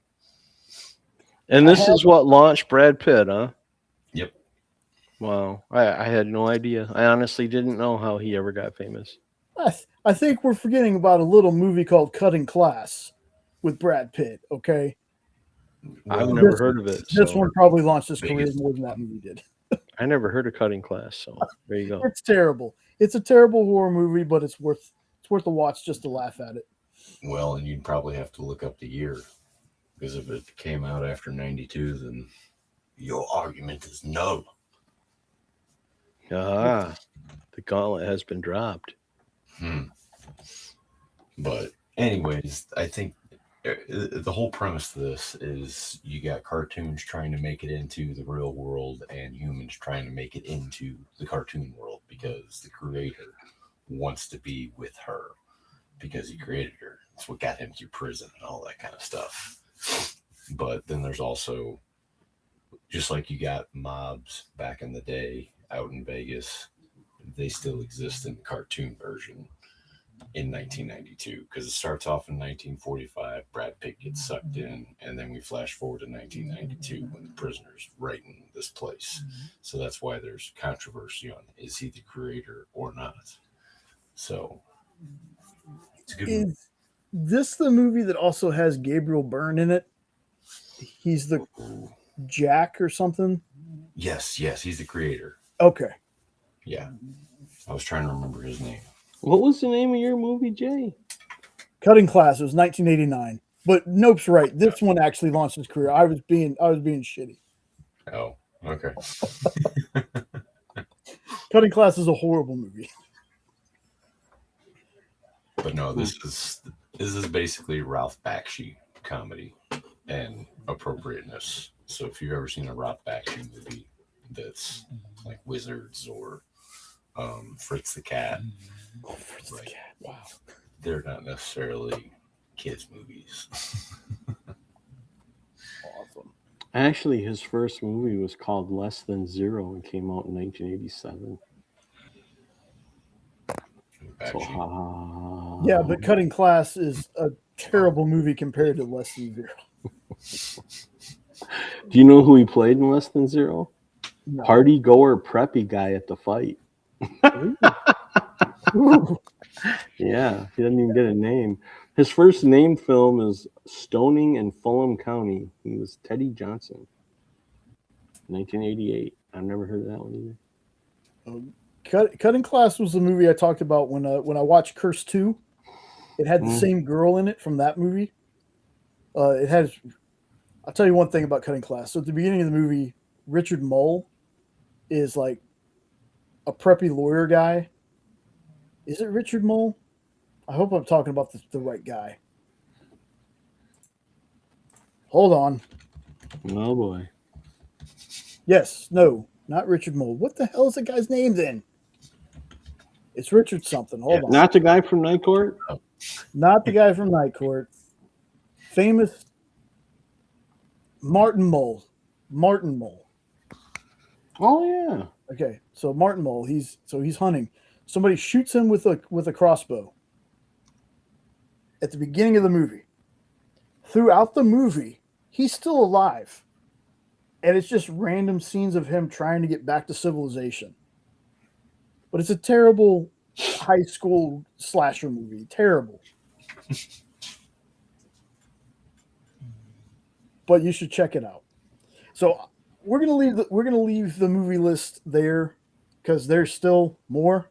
Ed had a great list, dude. I got to tell you that you had a great list of stuff, man. Well, you thank really you. did. I didn't know we were supposed to keep sending them, or it would have been even bigger. Well, I give you. This is the most prep time I'm going to give everybody. We're going to talk about more movies next week because there's so many more to go through. Cool. So, nope, you got more, dude. Send them to me. No. No, I just have the two.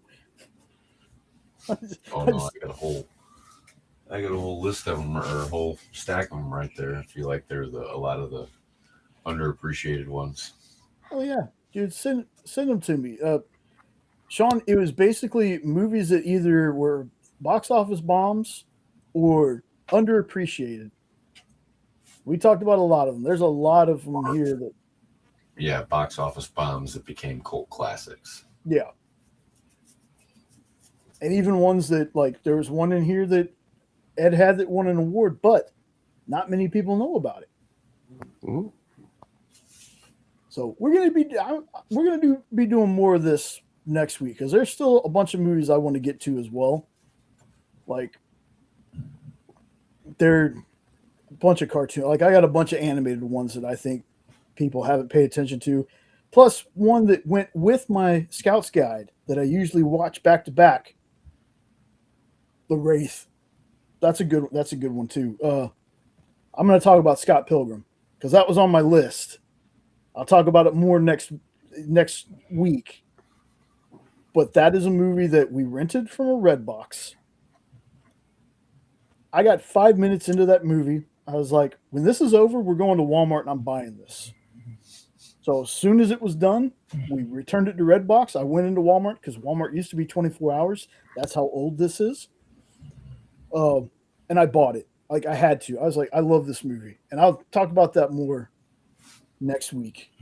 But like I said, there was no list book this week. I'm going to start making posts because I want folks, I said at the beginning, if there's anybody watching on the rewind so you hear it, I want folks to help build the list. So comment on this video or any of those posts. I'm going to pick 20 books if we get to 20. I'll pick 20 books from you out there in the crowd. I'll put your name on the wheel next to the list or next to the book.